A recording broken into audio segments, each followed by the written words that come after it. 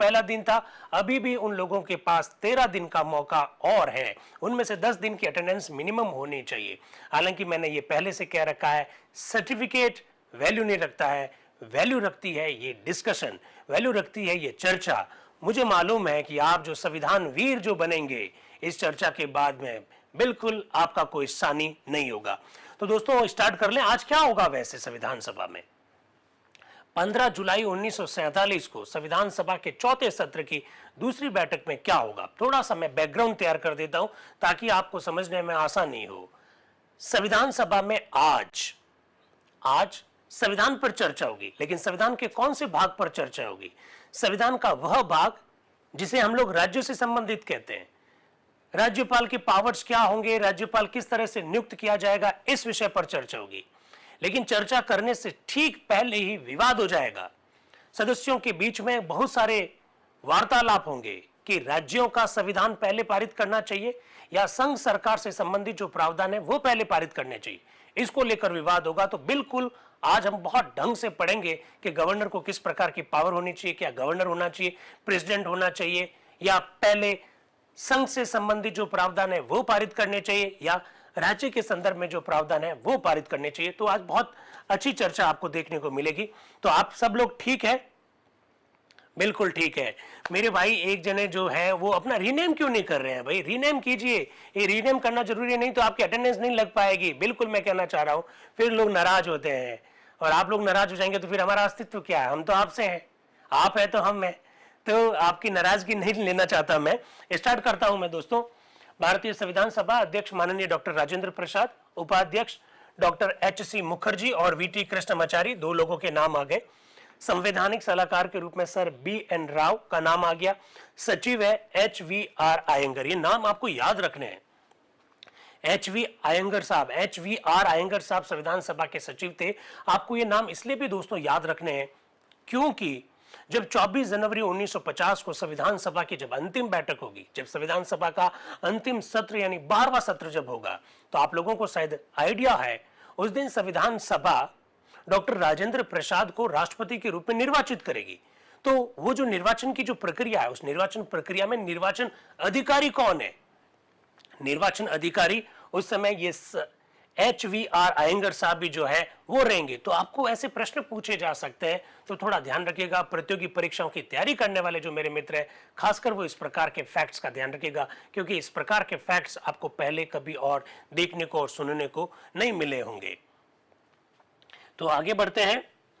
ये संयुक्त सचिव के रूप में आर के रामध्यानी जी का नाम है, एस एन मुखर्जी का भी नाम है।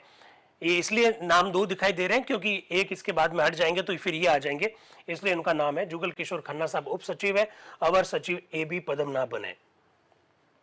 ये भारतीय संविधान सभा मंगलवार 15 जुलाई सन 1947। और दोस्तों अगर आप लोगों को याद है तो मैंने बार बार ये कहा है, क्योंकि हम संविधान सभा की फंक्शनिंग कार्य प्रणाली जो है उसको समझना चाहते हैं, संविधान सभा ने कैसे काम किया उसको समझना चाहते हैं। तो मैंने आप लोगों को पहले कहा था कि संविधान सभा कभी संडे को भी बैठक हुई है, कभी संविधान सभा की बैठकें सुबह 8 बजे भी हुई है, कभी 9 बजे हुई है, कभी 10 बजे हुई, कभी 11 बजे हुई। आज संविधान सभा 3 बजे बैठक करने वाली। ये सब बातें आपको मालूम होनी चाहिए।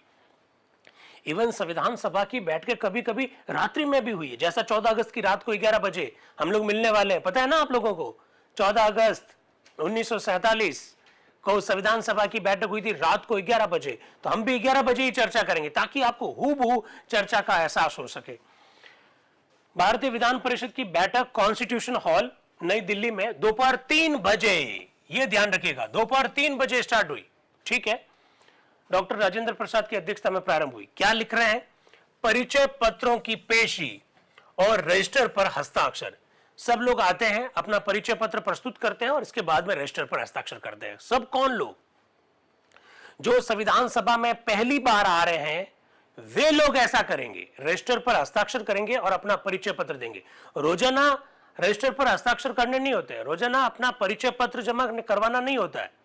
वे ही लोग अपना परिचय पत्र जमा करवाएंगे जो पहली बार संविधान सभा में मेंबर बन के आ रहे हैं। और मेरे जूम के जो साथी है और यूट्यूब के जो साथी है, बहुत ध्यान से मेरी बात को सुनिएगा। एक बहुत महत्वपूर्ण फैक्ट यहां पर मैं साझा कर रहा हूं और वो क्या है?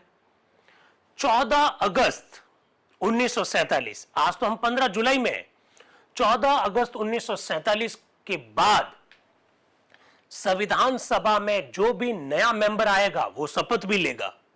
ये थोड़ा सा ध्यान रखिएगा। 14 अगस्त 1947 के बाद संविधान सभा में जो भी नया मेंबर आएगा वो शपथ भी लेगा। कितना महत्वपूर्ण बात बताइए। अभी तक हम शपथ नहीं ले पा रहे, शपथ है ही नहीं, क्योंकि रात को 11 बजे जब 14 अगस्त को बैठक होगी ना, उस दिन पंडित नेहरू संविधान सभा के सारे मेंबर्स को शपथ दिलाएंगे। तो इसके बाद में जो भी मेंबर बनेगा उसको कहेंगे भाई आपको शपथ लेनी है। और अगर 14 अगस्त 1947 को संविधान सभा की उस बैठक में कोई सदस्य नहीं आया, मेंबर तो है लेकिन नहीं आया, तो अब वो जब भी वापस आएगा 15 अगस्त को या 20 अगस्त को, 22 अगस्त को, तो पहले उसको शपथ लेनी पड़ेगी। ये थोड़ा ध्यान रखना, मैं अभी से बता रहा हूं। एक बहुत महत्वपूर्ण फैक्ट हम साझा कर रहे हैं आप लोगों के साथ, क्योंकि we are talking about the functioning of the constituent assembly. हम संविधान सभा की कार्य प्रणाली को समझना चाह रहे हैं, किस तरह से वहां पर काम होता था। निम्न सदस्यों ने अपना परिचय पत्र पेश किया। कौन कौन है? मिस्टर हुसैन इमाम, ये बिहार से हैं, मुस्लिम है। एन माधव राव, ये पूर्वी रियासतों के ग्रुप 2 से है। एन माधव राव का नाम याद रखना, ये प्रारूप समिति के मेंबर भी बनेंगे। एन माधव राव का नाम याद रखिएगा, ये प्रारूप समिति के मेंबर भी बनेंगे। राजा यादवेंद्र सिंह जुदेव, पंडित ठाकुरदास भार्गव, ये लीजिए, ठाकुरदास भार्गव संविधान सभा के मेंबर आज बन रहे हैं। कौन ठाकुरदास भार्गव? ठाकुरदास भार्गव एक कवि टाइप के संविधान सभा के मेंबर थे और प्रस्तावना को भारतीय संविधान की आत्मा और आभूषण सब कुछ ये कहने वाले ठाकुरदास भार्गव। और ठाकुरदास भार्गव का नाम और भी याद रखिएगा। संविधान सभा के वे 6 मेंबर जिन्होंने संविधान सभा में 1 लाख से ज्यादा शब्द बोले, उन 6 मेंबर में से ठाकुरदास भार्गव भी है। इसका मतलब आगे आने वाले दिनों में ठाकुरदास भार्गव का नाम खूब बार बोला जाएगा, खूब बार आपके सामने आएगा। मैंने आप लोगों को पहले भी बताया, डॉक्टर BR अंबेडकर 3.25 लाख के करीब शब्द बोलते हैं संविधान सभा में, जो कि सबसे ज्यादा है। HV कामत साहब नंबर 2 पर है। इसके बाद में आप प्रोफेसर सिब्बन लाल सक्सेना का नाम देखेंगे, करीमुद्दीन जी का नाम देखेंगे, ठाकुरदास भार्गव का नाम देखेंगे, प्रोफेसर KT शाह का नाम देखेंगे। ये वे लोग हैं जो 1 लाख से भी ज्यादा शब्द संविधान सभा में बोलते हैं। तो हम लोगों को मालूम तो होना चाहिए ना कि भाई टॉप 5 कौन थे या टॉप 6 कौन थे, या 1 लाख से ज्यादा शब्द किसने बोले, ये मालूम होना चाहिए। तो ठाकुरदास भार्गव पूर्वी पंजाब से हैं, इनका नाम याद रखिएगा। जसीमुद्दीन अहमद पश्चिम बंगाल से हैं, ये मुस्लिम है। ये जो मेंबर्स हैं वो आज के दिन संविधान सभा में पहली बार मेंबर के रूप में आ रहे हैं, ये आपको थोड़ा सा मालूम होना चाहिए। अब देखिए साथियों, संविधान सभा में आज क्या होगा। हालांकि मैंने आपको मोटी बात तो सब कुछ बता दी कि संविधान सभा में आज क्या होने वाला है। क्या होने वाला है? राज्य से संबंधित जो प्रावधान है उस पर चर्चा होने वाली। लेकिन इससे पहले मैं थोड़ा सा आपको बता दूं, हालांकि मैंने कल भी आप लोगों को संकेत किया था, अब चूंकि भारत विभाजन की तस्वीर साफ हो गई है, भारत का विभाजन होगा ये साफ हो गया है। अब चूंकि ये भी स्पष्ट हो गया कि भारत का कौन कौन सा क्षेत्र पाकिस्तान में जाने वाला, अब चूंकि ये भी स्पष्ट हो गया है कि पंजाब का विभाजन होगा, अब चूंकि ये भी स्पष्ट हो गया है कि बंगाल का विभाजन होगा, अब चूंकि ये भी स्पष्ट हो गया कि जो सदस्य इन भागों के हैं और जो पाकिस्तान में जाने वाले हैं उनका स्थान रिक्त हो गया और उनके स्थान पर नए लोग संविधान सभा में आ गए हैं, ये भी तय हो गया है। संविधान सभा किस तरह से नियमों का पालना करेगी ये प्रथम सत्र में तय हुआ। संविधान सभा के संदर्भ में सारे नियम प्रथम सत्र में बनाए गए थे। अब चूंकि भारत के टुकड़े हो गए हैं, भारत का विभाजन हो गया है, पाकिस्तान नया देश बन गया है, नया देश बनने जा रहा है, तो ऐसी स्थिति में संविधान सभा की जो नियम थे अब उन नियमों में चेंजेस होगा। तो आज पहले दिन कई सारे नियम भी चेंज किए जाएंगे। इसमें सबसे बड़ा जो नियम है मैंने आप लोगों को बता रखा है वो ये है कि इनिशियल स्टेज में हमने संविधान सभा में 5 उपाध्यक्ष का प्रावधान किया था। अब नियम चेंज होकर कितने हो जाएंगे? 2 उपाध्यक्ष हो जाएंगे। ये बात आपको थोड़ी सी ध्यान रखनी है। जो सबसे महत्वपूर्ण जो इशू है आज का वो है सरदार वल्लभ भाई पटेल। नाम सुन लीजिएगा, सरदार वल्लभ भाई पटेल एक प्रस्ताव लेकर आ रहे हैं। सरदार वल्लभ भाई पटेल किसका प्रस्ताव लेकर आ रहे हैं? वो कह रहे हैं कि मैं राज्य के संदर्भ में कुछ प्रावधान रखना चाहता हूं, मुझे परमिशन दीजिए। सरदार वल्लभ भाई पटेल परमिशन मांगते हुए एक उद्बोधन देते हैं, मैं ये चाह रहा हूं कि अब संविधान के चूंकि प्रावधानों पर हम हूबहू चर्चा करने जा रहे हैं तो आपको एक एक शब्द पता होना चाहिए किसने क्या कहा। सरदार वल्लभ भाई पटेल क्या कह रहे हैं? प्रांतीय विधान के सिद्धांतों के संदर्भ में रिपोर्ट, वो एक रिपोर्ट रखना चाह रहे हैं प्रांतों से संबंधित प्रावधानों के बारे में। कौन रख रहे हैं? सरदार वल्लभ भाई पटेल रख रहे हैं। स्टार लगा हुआ है मतलब अंग्रेजी में रख रहे हैं, ये थोड़ा सा ध्यान रखना। मजा आएगा। अब आपको मालूम पड़ेगा कि संविधान सभा ने जब संविधान का निर्माण करने का जब काम किया तो उनको किन किन मुसीबतों का सामना करना पड़ा, किस सदस्य ने क्या बोला, अब आपको मालूम पड़ेगा। क्या कह रहे सरदार वल्लभ भाई पटेल? मैं प्रस्ताव पेश करता हूं कि यह संविधान सभा प्रांतीय संविधान के सिद्धांतों के संदर्भ में उस कमेटी की पेश की हुई रिपोर्ट पर विचार करे जो संविधान सभा ने 30 अप्रैल 1947 के प्रस्ताव अनुसार नियुक्त की थी। सरदार वल्लभ भाई पटेल एक प्रस्ताव रख रहे हैं और वो कह रहे हैं कि मुझे आप परमिशन दीजिए कि संविधान सभा के तीसरे सत्र में 30 अप्रैल 1947 को जो आपने कमेटी बनाई थी, उस कमेटी ने अपना काम कर दिया है, प्रांतों के संविधान के संदर्भ में अपना काम कर दिया है, अब हमको रिपोर्ट पेश करने की आप परमिशन दीजिए, ऐसा वो कह रहे हैं। फिर वो कह रहे हैं इस कमेटी ने अपनी रिपोर्ट पेश कर दी है, ये रिपोर्ट एक पक्ष से हाउस के समस्त सदस्यों को दी जा चुकी है, रिपोर्ट समस्त सदस्यों के पास है। इस प्रस्ताव को पेश करते हुए मैं बताना चाहता हूं कि ये रिपोर्ट प्रांतों के संविधान का अंतिम मसविदा नहीं है। सरदार वल्लभ भाई पटेल चूंकि ये जानते हैं कि जैसे हम लोग रिपोर्ट रखेंगे तो लोग इसका विरोध करेंगे, ये क्या कर दिया, वो क्या कर दिया, तो सरदार वल्लभ भाई पटेल पहले से ये कह रहे हैं कि मैं पहले से आपको एक बात बता देता हूं, ये एक मसविदा है, ये कोई अंतिम मसविदा नहीं है। हम जो प्रावधान करने जा रहे हैं वो मोटी मोटी बात रख रहे हैं। अगर आपको उस पर ऑब्जेक्शन है तो बिल्कुल हम संशोधन कर लेंगे। आप इतना मत मानिए कि हम सब कुछ आज जो कर रहे हैं फाइनल कर रहे हैं। मैं आपको एक बहुत महत्वपूर्ण फैक्ट साझा करना चाहता हूं, साथियों सुन लीजिएगा। और वो पता है क्या, ये जो रिपोर्ट आने वाली है, इस रिपोर्ट में आज कहा जाएगा कि जो गवर्नर है उसका चुनाव होगा, राज्य का जो राज्यपाल है उसका चुनाव होगा। इनिशियल स्टेज में कमेटी ने जो रिपोर्ट दी थी उसमें गवर्नर का चुनाव होगा, इस प्रकार का सिस्टम लाया जा रहा है। तो किस प्रकार से प्रस्ताव रखे जा रहे हैं, किस प्रकार से उसका विरोध हो रहा है, किस प्रकार से उस पर संशोधन हो रहा है, ये सब बातें आपको मालूम पड़ेगी। तो सुनिएगा, दिए गए आदेशों के अनुसार कमेटी ने प्रांत के संविधान के कुछ सिद्धांतों को तय किया है, अतः स्मृति पत्र में दिए गए खंडों के मौखिक ब्यौरों अथवा उनके कानूनी रूपरेखा पर विचार करने की हाउस को आवश्यकता नहीं है।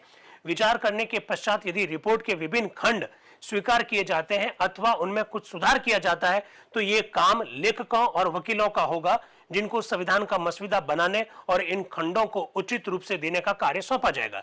इसलिए विभिन्न खंडों की भाषा पर विचार करने में हाउस को अपना समय व्यर्थ नहीं करना चाहिए।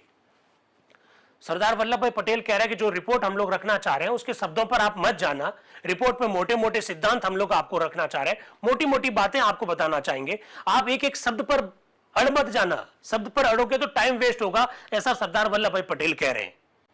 जबकि आपको अच्छी तरह से मालूम है कि आगे आने वाले दिनों में एक एक शब्द नहीं, एक एक अक्षर पर, और एक एक अक्षर नहीं, एक एक इन्वर्टेड कॉमा क्यों लगाया आपने, फुल स्टॉप क्यों लगाए, यहां पर आपने आश्चर्यजनक चिन्ह क्यों लगाए, उस पर बहस होगी।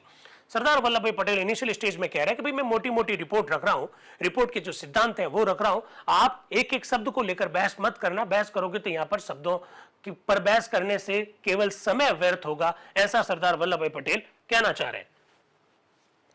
फिर वो ये कह रहे हैं कि ये स्मरण रखना चाहिए कि रिपोर्ट में लगभग 85% मसविदा के 85% जो रिपोर्ट है वो प्रांत के संविधान के सिद्धांत है जिनकी रूपरेखा बनानी है।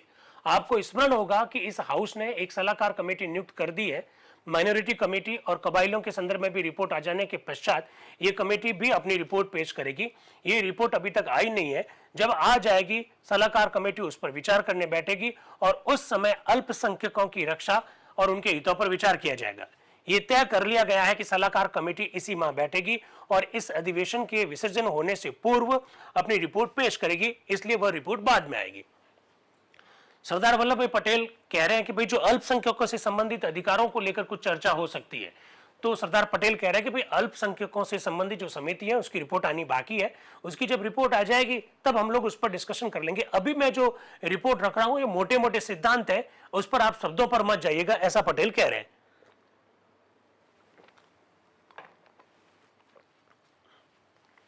फिर कह रहे हैं आपके समक्ष रखते हुए स्मृति पत्र के मसविदे की मुख्य बातों को मैं किंचित मात्र व्याख्या करूंगा। वो कह रहे हैं कि मैं थोड़ी थोड़ी व्याख्या भी करना चाहता हूं। पहला प्रश्न जिस पर हमको विचार करना था वो ये था कि हम क्या स्थापित करेंगे, प्रांत यूनिटरी नमूने के हो या फेडरल सिस्टम के हो, अरे यार क्या गजब की बात कही। आप अक्सर मुझसे प्रश्न पूछते हैं कि सर भारत संघात्मक है या एकात्मक है, फेडरल है या यूनिटरी है, ऐसा प्रश्न पूछे जाते हैं। तो पहली बार यह प्रश्न आ रहा है, सरदार वल्लभ भाई पटेल कह रहे हैं कि हमारे सामने पहली दिक्कत तो यह आई कि हम क्या करें, देश को यूनिटरी बनाएंगे यानी एकात्मक बनाएंगे या संघात्मक बनाएंगे, इस प्रश्न का सामना हमको करना था। इस प्रश्न पर कोई मतभेद नहीं था, इसलिए कमेटी ने प्रांतीय संविधान कमेटी और केंद्र के संविधान कमेटी का सम्मिलित अधिवेशन करना उचित समझा। आप लोगों को मैं बताना चाह रहा हूं, यहां पर संविधान सभा की जो पहले के जो सत्र हुए उसमें कमेटियों का जो गठन हुआ था, उसमें एक कमेटी बनी थी कि राज्यों का संविधान कैसे हो, उस पर एक कमेटी बनी। एक कमेटी बनी थी केंद्र का संविधान कैसे हो, उस पर एक कमेटी बनी। आप कहेंगे दोनों का संविधान अलग अलग, अरे अलग अलग नहीं, मतलब राष्ट्रपति, प्रधानमंत्री, संसद, सुप्रीम कोर्ट का ढांचा कैसे हो, उसके लिए संघ संविधान समिति, राज्यपाल, मुख्यमंत्री, मंत्री परिषद और राज्य का ढांचा कैसे हो, उसके लिए राज्य संविधान समिति, इस प्रकार की समितियां बनाई गई थी। सरदार वल्लभ भाई पटेल कह रहे हैं कि मैंने ये सोचा कि हमारे देश में एकात्मक शासन व्यवस्था हो या संघात्मक शासन व्यवस्था हो, इसको लेकर किसी भी प्रकार का विवाद ना हो, तो हमने संघ विधान समिति और राज्य विधान समिति दोनों की संयुक्त बैठक भी करवाई, ऐसा सरदार वल्लभ भाई पटेल कह रहे हैं। फिर वे कह रहे हैं कि कुछ बातें जो लिखी हुई है उसको लेकर भ्रम हो सकता है, लेकिन हम लोगों ने कुल मिलाकर parliamentary system of the government बनाने का निर्णय किया है, ऐसा सरदार वल्लभ भाई पटेल कह रहे हैं और मोटी मोटी बात कह रहे हैं। अगर आपका इसमें संशोधन है तो बिल्कुल उसको संशोधन को हम लोग देख लेंगे, ऐसा सरदार वल्लभ भाई पटेल कह रहे हैं। फिर वो कह रहे हैं कि कुछ बातें जो हम लोग बोलेंगे, जो रिपोर्ट में रखी गई है, उसको लेकर आपको भ्रम हो सकता है, तो भ्रम मत पालिएगा, ऐसा सरदार पटेल साहब कह रहे हैं। हमारा उद्देश्य प्रांतों में शांति स्थापित करना है, प्रांतों को गंभीर संकट से बचाना है, इसलिए हमने कुछ बातें रखी है। एक्चुअली में थोड़ी सी मैं पृष्ठभूमि तैयार कर लेता हूं। जैसी वो बातें की बात सरदार पटेल कर रहे हैं, वो कौन सी बातों की बात कर रहे हैं? एक्चुअली में राज्यों में जो गवर्नर है, गवर्नर को बहुत सारा पावर दिया जाएगा। तो गवर्नर को जैसे ही पावर देने की बात आएगी तो संविधान सभा के सारे सदस्यों की त्योरियां चढ़ेगी, ये तो आपको मान ही लेना चाहिए। क्योंकि हम अंग्रेजी शासन के दौरान राज्यों में जो गवर्नर थे, उन गवर्नर ने अपने पावर का मिसयूज किया, देश की जनता का शोषण किया था, इसलिए संविधान सभा के सदस्यों को इस गवर्नर पोस्ट से ही नफरत थी, ये ध्यान रखना। और खासकर गवर्नर को जो पावर थे, उस पावर से बहुत नफरत थी। तो सरदार पटेल इस बात को जानते थे, इसलिए उन्होंने पहले कहा कि मुझे लगता है कि कुछ प्रावधानों को लेकर आपको भ्रम हो सकता है, लेकिन आप इस बात को ध्यान रखना कि हम ये चाहते हैं क्योंकि राज्यों में शांति स्थापित हो, और राज्यों में कभी भी कोई गंभीर आपात की स्थिति हो जाए तो ऐसी स्थिति में उस राज्य को कैसे संभाला जाए, इन सब बातों को ध्यान में रखते हुए हमने कुछ प्रावधान संविधान में जोड़ना चाहा है, ऐसा सरदार वल्लभ भाई पटेल पहले बैकग्राउंड तैयार कर रहे हैं। रिपोर्ट रखने से पहले बैकग्राउंड तैयार कर रहे हैं ताकि संविधान सभा के सदस्य एकदम टूट ना पड़े कि साहब ये क्या कर दिया आपने, गवर्नर की पोस्ट कैसे रख दी, अंग्रेजों के समय भी गवर्नर और अभी भी गवर्नर, ये क्या तरीका है, और गवर्नर रखा तो रखा और आपने इतना पावर कैसे दे दिया। तो पहले सुन लो मेरी बात, मैं ये कहना चाह रहा हूं, सरदार पटेल कह रहे हैं कि मैं ये कहना चाह रहा हूं कि भाई राज्यों में शांति स्थापित करना जरूरी है, इस बात को आप मस्तिष्क में रखेगा और फिर सारे प्रावधानों को समझने की कोशिश कीजिएगा, ऐसा सरदार वल्लभ भाई पटेल कहना चाह रहे हैं। तो सरदार वल्लभ भाई पटेल, मैंने शायद आप लोगों को कल कहा था कि ग्रेनविल ऑस्टिन ने अपनी पुस्तक Indian constitution corner stone of the nation में 4 लोगों को भारत की संविधान सभा का मतलब केंद्रीय बिंदु माना। उसमें डॉक्टर राजेंद्र प्रसाद है, मौलाना आजाद साहब है, पंडित जवाहरलाल नेहरू है, सरदार वल्लभ भाई पटेल है। ये 4 लोग संविधान सभा में केंद्रीय बिंदु है, ऐसा ग्रेनविल ऑस्टिन कहते हैं। लेकिन 5वें सत्र के बाद में देखेंगे कि सारी पिक्चर जो है चेंज हो जाएगी। Doctor B R. अंबेडकर स्टीयरिंग को संभालने वाले व्यक्ति के रूप में आपको दिखाई देंगे, जो संविधान सभा में सबसे ज्यादा बोलेंगे, हर सदस्य का जवाब वो ही देंगे। अभी तो संविधान के प्रारूप पर चर्चा करने के लिए प्रारूप समिति का भी गठन नहीं हुआ, अभी तो मोटी मोटी बातें कही जा रही और अभी ऐसी ऐसी बातें कही जाने वाली है कि आप लोग सुन सके, अरे यार हमारा संविधान ऐसे बनने वाला था क्या। अभी जो बातें आप सुनोगे तो आपको मालूम पड़ेगा, अच्छा इनिशियल स्टेज में हमारा संविधान ऐसे बनने वाला था। बिल्कुल आपको ऐसी बहुत सारे झटके लगेंगे, बहुत सारे झटके लगेंगे। कुछ झटके मैं चाह रहा हूं कभी आपको ना बताऊं, बाद में लगे आपको। तो इस प्रकार से सरदार वल्लभ भाई पटेल अपनी बात को रख रहे हैं। फिर वो अलग अलग संस्थाओं के बारे में भी बता रहे हैं कि भाई राज्यों में राज्य लोक सेवा आयोग होगा, राज्यों में राज्य लोक सेवा आयोग के अलावा राज्यों में ऑडिटर जनरल होगा, इस प्रकार की व्यवस्था करवा रहे हैं। निर्वाचन, राज्यों में जो निर्वाचन जो है वो कैसे होंगे, तो वो कह रहे हैं निर्वाचनों का प्रबंध, निरीक्षण और निर्देशन करने और उन पर नियंत्रण रखने की व्यवस्था करनी होगी। मौलिक अधिकारों की समिति सब संदर्भ में चर्चा कर रही है, ऐसा वो सरदार वल्लभ भाई पटेल अलग अलग बातों पर चर्चा करते हुए कह रहे हैं। फिर वो कह रहे हैं कि खंड जो 9 है उस पर विचार कर लेने के पश्चात हम कमेटी की उन सिफारिशों पर आते हैं जो व्यवस्थापिका मंडल के संदर्भ में। अब सुनिएगा, कई सारे मित्र हमारे मुझसे अक्सर प्रश्न पूछते हैं कि सर हमारे राजस्थान में विधान परिषद नहीं है, लेकिन कुछ मित्र हमारे कहते हैं कि सर हमारे बिहार में विधान परिषद है, हमारे यूपी में विधान परिषद है, गुजरात में तो नहीं है। ऐसा अक्सर प्रश्न करते हैं। अब देखिएगा, यहां सरदार वल्लभ भाई पटेल जो कि राज्यों के संविधान के संदर्भ में गठित समिति के अध्यक्ष है, वो क्या कह रहे हैं, बहुत ध्यान से सुनिएगा। वो कह रहे हैं, अब मैं राज्यों के विधानमंडल के बारे में चर्चा करना चाहता हूं। कमेटी ने सामान्यतः, मैंने अंडरलाइन कर रखा है, हाईलाइट कर रखा, कमेटी ने सामान्यतः यह स्वीकार किया है कि केवल एक ही सदन होना चाहिए। सरदार वल्लभ भाई पटेल कह रहे हैं कि हमारी कमेटी ने सामान्यतः इस बात को एक्सेप्ट किया, इस बात को स्वीकार किया कि राज्यों में एक ही सदन होना चाहिए, सामान्यतया सामान्यतया। परंतु यह भी स्वीकार किया गया कि यदि कोई प्रांत द्विसदनात्मक व्यवस्थापिका चाहता है तो उस प्रांत को इस प्रकार की व्यवस्था करने का अधिकार होगा, बशर्ते कमेटी के मत अनुसार ऊपर की सभा की रचना आयरिश मॉडल पर होनी चाहिए, जिसमें कुछ प्रतिशत सदस्यों का चुनाव फंक्शनल रिप्रेजेंटेशन के आधार पर हो और कुछ प्रतिशत सदस्यों का नॉमिनेशन हो। क्या बात कही है सरदार वल्लभ भाई पटेल साहब ने।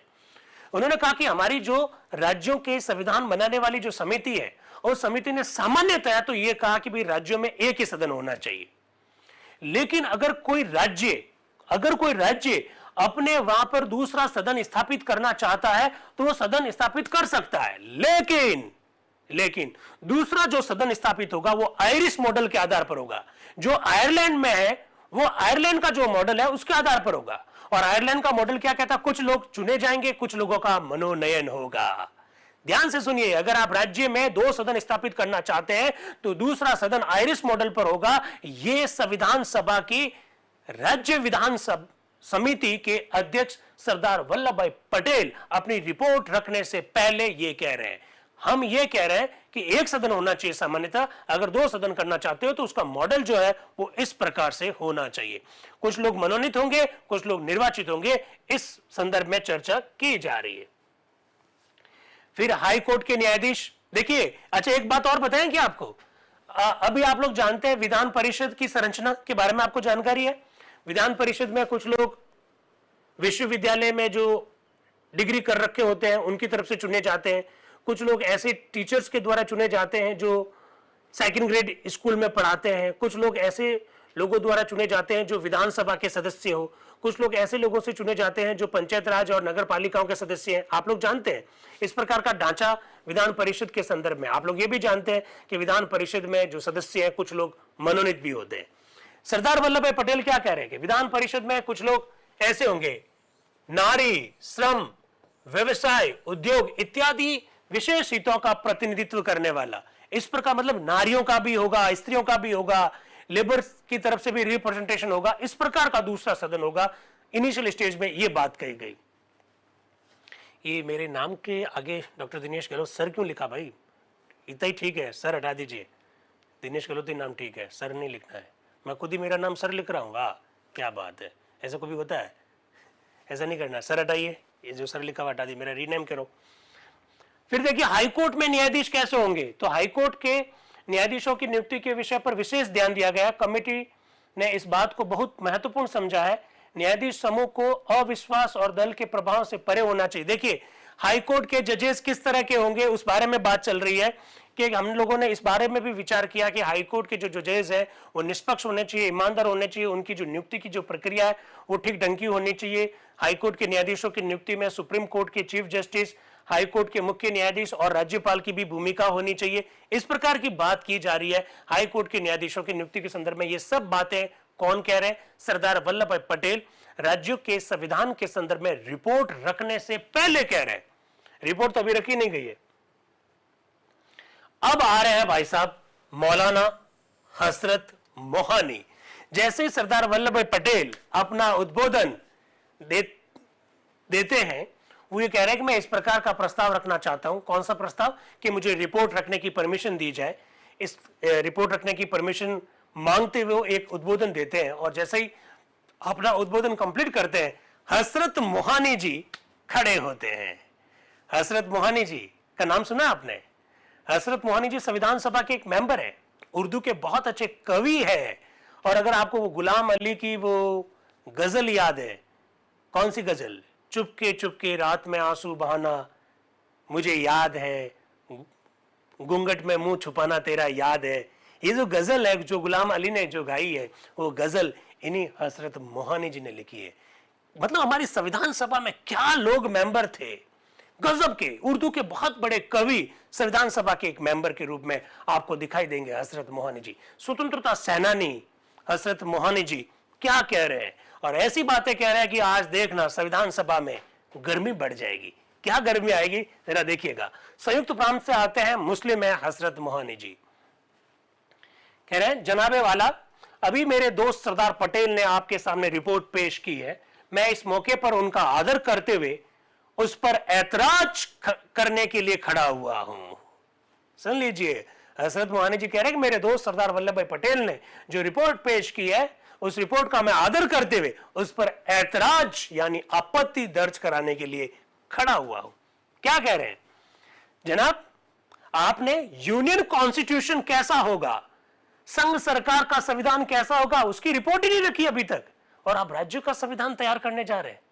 अरे आपको पता ही नहीं है कि राष्ट्रपति कैसा होगा, प्रधानमंत्री कैसा होगा, सुप्रीम कोर्ट कैसा होगा, वहां सीएजी कैसा होगा, पार्लियामेंट कैसी होगी, शासन कैसा होगा, एकात्मक होगा, संघात्मक होगा, parliamentary system of the government होगी, presidential system of the government होगी, सामूहिक उत्तरदायित्व होगा कि नहीं होगा, ये तय नहीं किया आपने, और पहले आप राज्यों का संविधान बनाना चाह रहे हो। हसरत मोहानी साहब कह रहे हैं, ये क्या तरीका है भाई, ये क्या तरीका है? बड़ा ध्यान से सुनिएगा क्या कह रहे हैं। जब तक यूनियन कॉन्स्टिट्यूशन की रिपोर्ट पेश ना हो जाए, उस वक्त तक इस रिपोर्ट को पेश होना किसी भी सूरत में मुनासिब नहीं मालूम होता है। इसकी वजह यह नहीं है, जैसा कि पटेल साहब ने कहा है, कि यह फाइनल नहीं है और जो गलती होगी वो बाद में ठीक हो जाएगी। अगर सिर्फ शाब्दिक संशोधन करना होता तो कोई बात नहीं। मैं आपकी खिदमत में और आपके जरिए से अपने नेशनलिस्ट और नेशनल सोशलिस्ट दोस्तों से जो हमारे बीच में मौजूद हैं, उन्हें यह कहना चाहता हूं कि मेरा ऐतराज अहम और महत्वपूर्ण है।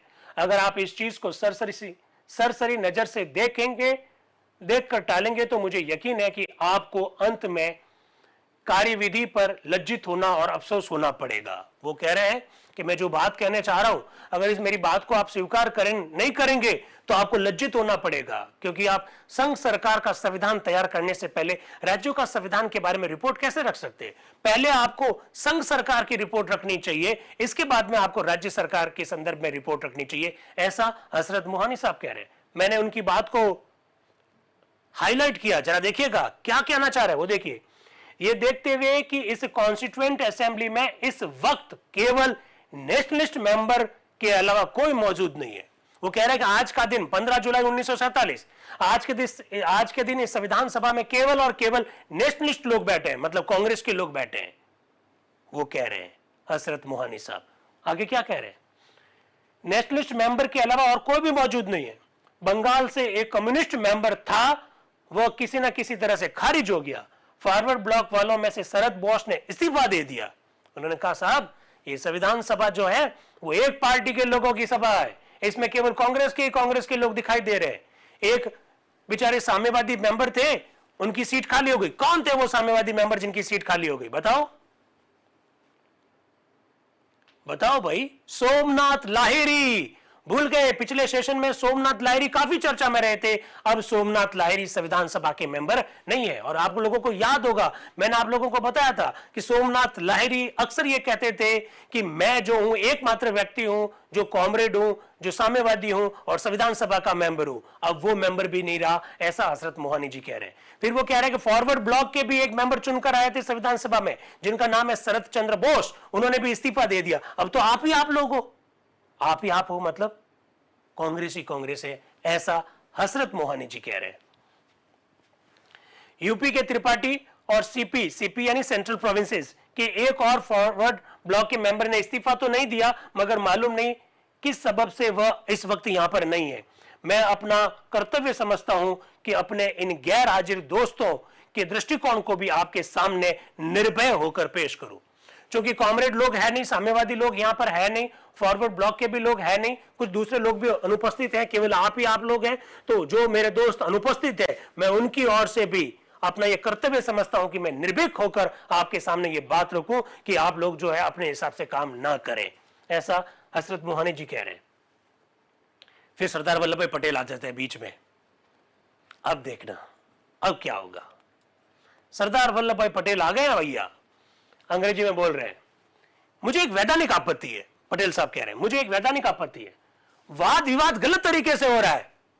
मैं समझ नहीं पाता हूं कि इस प्रश्न का कि रिपब्लिकन कॉन्स्टिट्यूशन हो या प्रांतीय विधान से क्या संबंध है। हमारा कॉन्स्टिट्यूशन रिपब्लिकन होना चाहिए, डेमोक्रेटिक होना चाहिए, parliamentary system of the government होना चाहिए। इस बात का राज्य के संविधान के साथ क्या संबंध है, मैं ये समझ नहीं पा रहा हूं। ऐसा सरदार वल्लभ भाई पटेल कह रहे हैं। और ना इस बात से संबंध है कि डोमिनियन कॉन्स्टिट्यूशन होना चाहिए, क्योंकि आज तो हम प्रांत के संविधान के सिद्धांत का निर्णय कर रहे हैं। और जब यह प्रश्न उठे कि हमारा जो शासन कैसा हो, उस समय हजरत मोहानी साहब कोई संशोधन पेश करना चाहे तो कुछ समय कर सकते हैं। आज तो हम खाली और खाली प्रांतों के संविधान पर चर्चा कर रहे हैं, तो दूसरी बातों पर चर्चा क्यों कर रहे हैं हजरत मोहानी जी। ऐसा सरदार वल्लभ भाई पटेल साहब कह रहे हैं। फिर हजरत मोहानी साहब वापस बोल रहे हैं। और देखिए, स्टार लगा हुआ नहीं है। स्टार नहीं लगा हुआ मतलब, स्टार लगा हुआ नहीं मतलब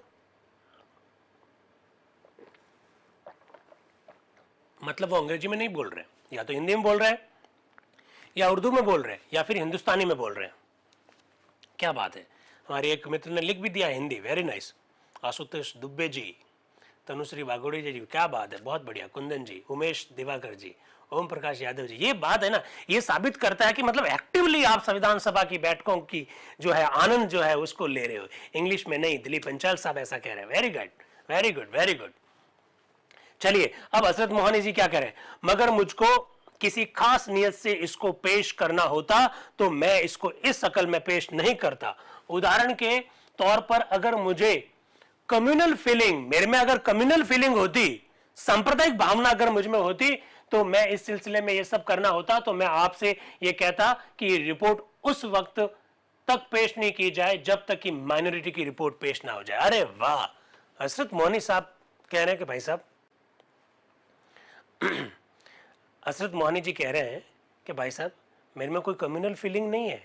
अगर मुझ में कम्युनल फीलिंग होती, अगर मुझ में सांप्रदायिक भावना होती, तो मैं आपको यह कहता कि राज्यों का संविधान तब तक पेश मत करो जब तक कि अल्पसंख्यकों से संबंधित रिपोर्ट नहीं आ जाए। मैंने तो यह कहा ही नहीं आपको, अल्पसंख्यकों से संबंधित रिपोर्ट का तो मैंने कहा ही नहीं। मैंने कहा कि जब तक संघ संविधान के संदर्भ में रिपोर्ट नहीं आ जाए तब तक राज्यों का संविधान नहीं रखा जाए। आप सर मुझे गलत समझ रहे हैं।